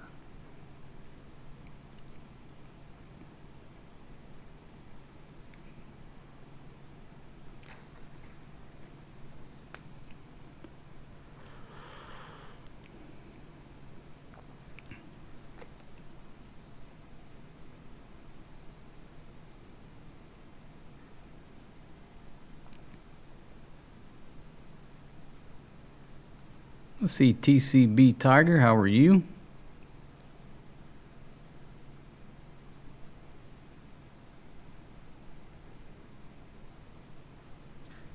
Yeah, Big Pumpkin brought me this coffee. Only took her about 2 hours. It's not like she's coming down here every 20 minutes like my girlfriend does. Can I get you something to drink? You okay?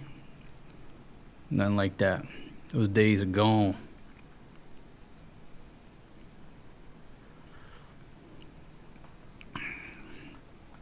Now, if the bulldog were here, I'd be getting a foot massage right now.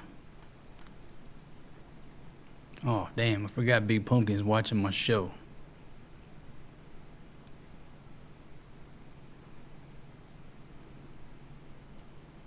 All right, so I'm going to go around the horn one more time. Just see if there's anything interesting that's developed.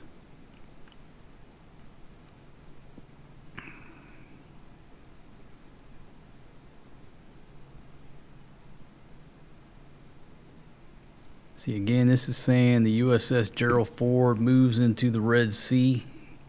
Is that good information?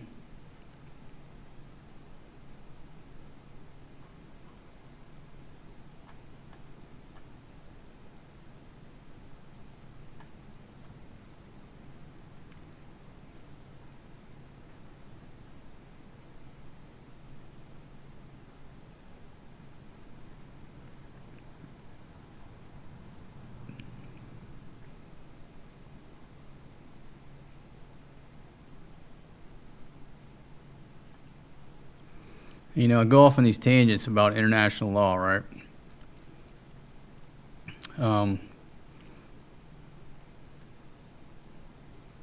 This gentleman here with Iran's Ministry of Foreign Affairs, the head of Center for Public diplomacy and spokesperson. The guy with the gray hair.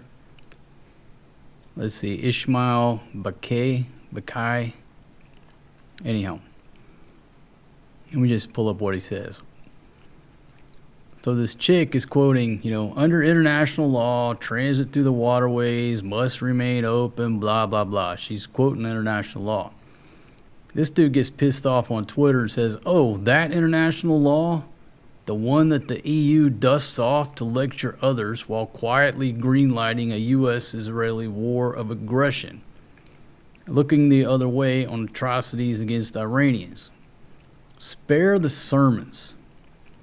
Europe's chronic failure to practice what it preaches has turned its international law talk into peak hypocrisy.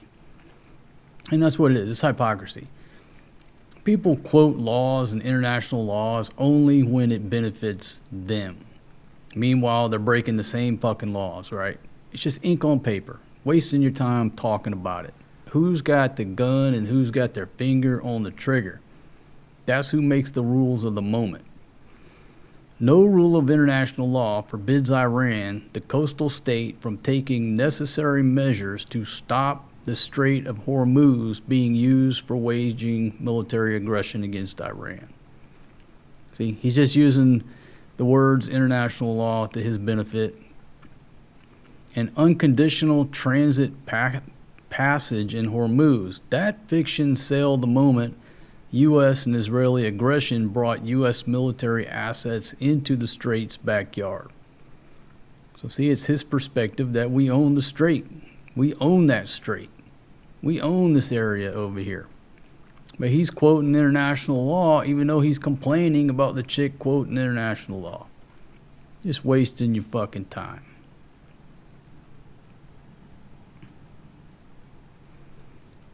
You know that one episode of Yellowstone? It was the first, second episode, whatever it was. The cattle, some of the cows were over on the reservation. They didn't want to give the cows back. And the old grandpa's, talking to Casey. It's the same conversation that I reference all the time, talking about we are not your people. But he said, basically, we think we should be able to keep the cattle. Your father wants the cattle back. We can't agree, so now we're going to fight. A lot of wisdom in that grandfather's the character in his lines. We think like this. They think like this. We can't agree. We're not going to budge. Now we fight. Ask, tell, and make.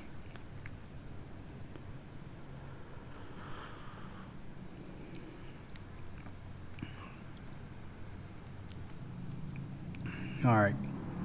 A couple more minutes, folks, and I'm going to shut her down. Spend the rest of the afternoon with the kids. Big pumpkin.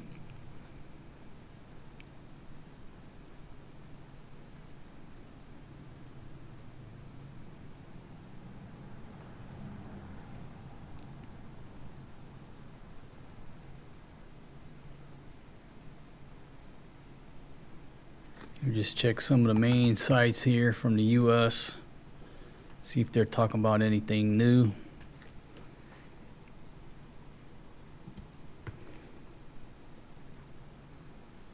Man, CNN. They're so slow to update their stuff. What, they got like 2 or 3 people over there working in the online division?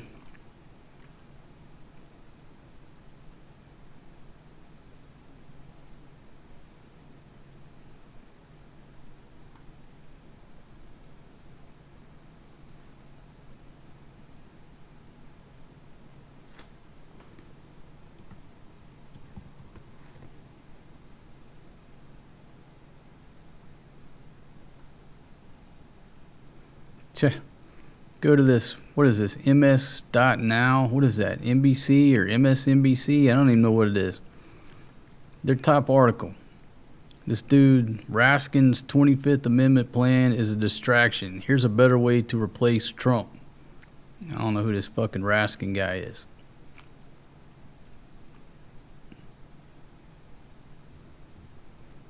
Iran is like a small article.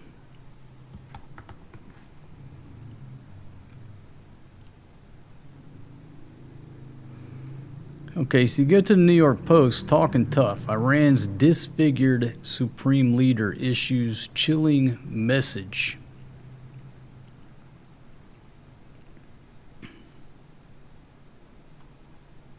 So their supreme leader is apparently injured. They're using the word gravely injured and maimed. He's threatening that Iran's navy is ready to inflict new bitter defeats on their enemies. Well, their surface navy seems to only consist of those small boats.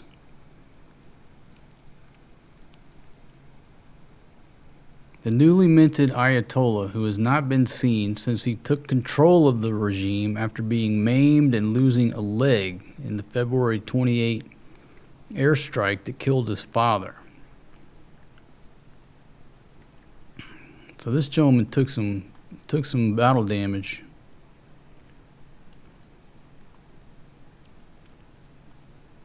The absentee Ayatollah is threatening to flex Iran's heavily depleted military.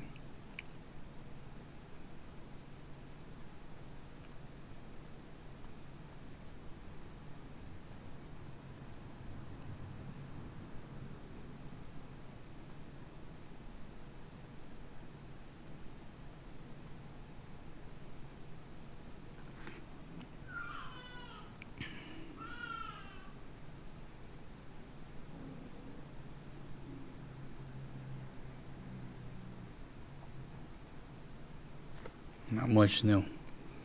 And I always forget it's 1:30 in the morning there, so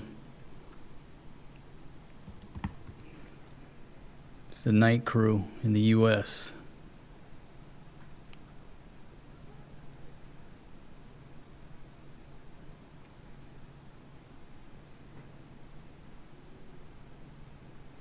Go to the Bangkok Post. They got anything on it?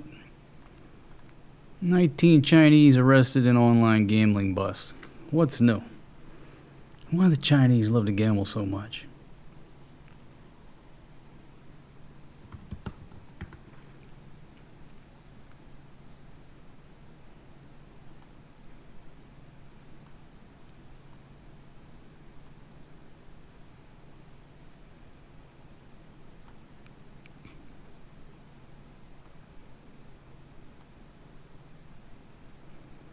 And this is just like side-by-side competing articles. Trump cites progress in the talks, and then the next article, Iran says it's far from peace deal. Okay. I think we've beat a dead horse enough, my friends. I'll take a few comments, and I'm going to shut her down. But there you go. If you're just joining us since the last live stream, shortly after I shut down the broadcast, they closed the strait, shot at some poor Indian folks on some tankers. One tanker took damage. Yay. How's this situation ever going to get better? And I realize if you're a younger generation, you're looking at this for the first time, but realize us older generations have been looking at this same situation for a long time, for decades. It's nothing new. You know what's new about it? Is that now I get to actually look at a map real time of shipping traffic and stare at it like something's magically going to happen. Where back in the 80s, I didn't have this map. I had to go look at a wall map, and listen to the stories on the nightly news. Ain't nothing new for us. Same shit, different decade. Dealing with Iran and all this shit over there. Alright, Lane's away. Yeah, peace out, my friend. Papa Smurf, Maximus, everybody here in the chat. Guitar Jams. If y'all don't mind, if you haven't done so, hit that thumbs up or thumbs down. Helps out with them Google squirrels. And I'm going to go ahead and sign off, my friends. One good thing that's coming out of this, out of these talks every day, not only do I get to hang out with y'all and learn a lot, I've learned a lot. I don't have all the answers. I just like to invoke thought, have conversation. I do research. Unfortunately, I'm having to research this topic, but I am. But there's one good thing coming out of it. Man, I'm getting proficient with setting up this equipment, going live, pulling up stuff. You know, I got 2 keyboards, 2 mice. I could easily plug in some more cameras. I've done these setups before. I know how to do it. But when I don't do it for a while, it takes me a long time to figure it out. And now that I'm doing it every day, it's just like boom, boom, boom, systematic. I'm getting better. Make sure I didn't run the battery down on the microphone. And so I can take the lessons learned here of sitting here, staring at this damn map, hoping that the world will get better, and I can apply it to, say, barbecue operations. Where I got the angle on the dangle of the barbecue, then I can just cut over here to somebody chopping vegetables to, you know, cut over here. Anyhow, there is a positive in it for me. I'm learning how to be more efficient with this live stream setup. All right, folks.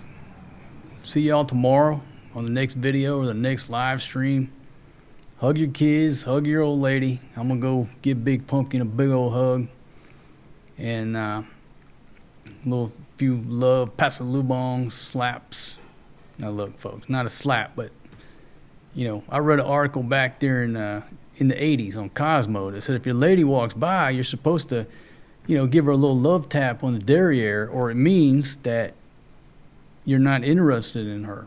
That's how they would interpret that. You have to do that. I read that in Cosmo in the 80s, and a woman wrote that article. It's never left my head. So if Big Pumpkin comes by, I got to give her a pasalubong scabadai on the caboose, or she might feel like I'm not attracted to her. Don't blame me. It's an article in Cosmo magazine written by a woman back in the 80s. I read it. There you go. All right, I'm out of here. See y'all on the next one. Peace out, my friends.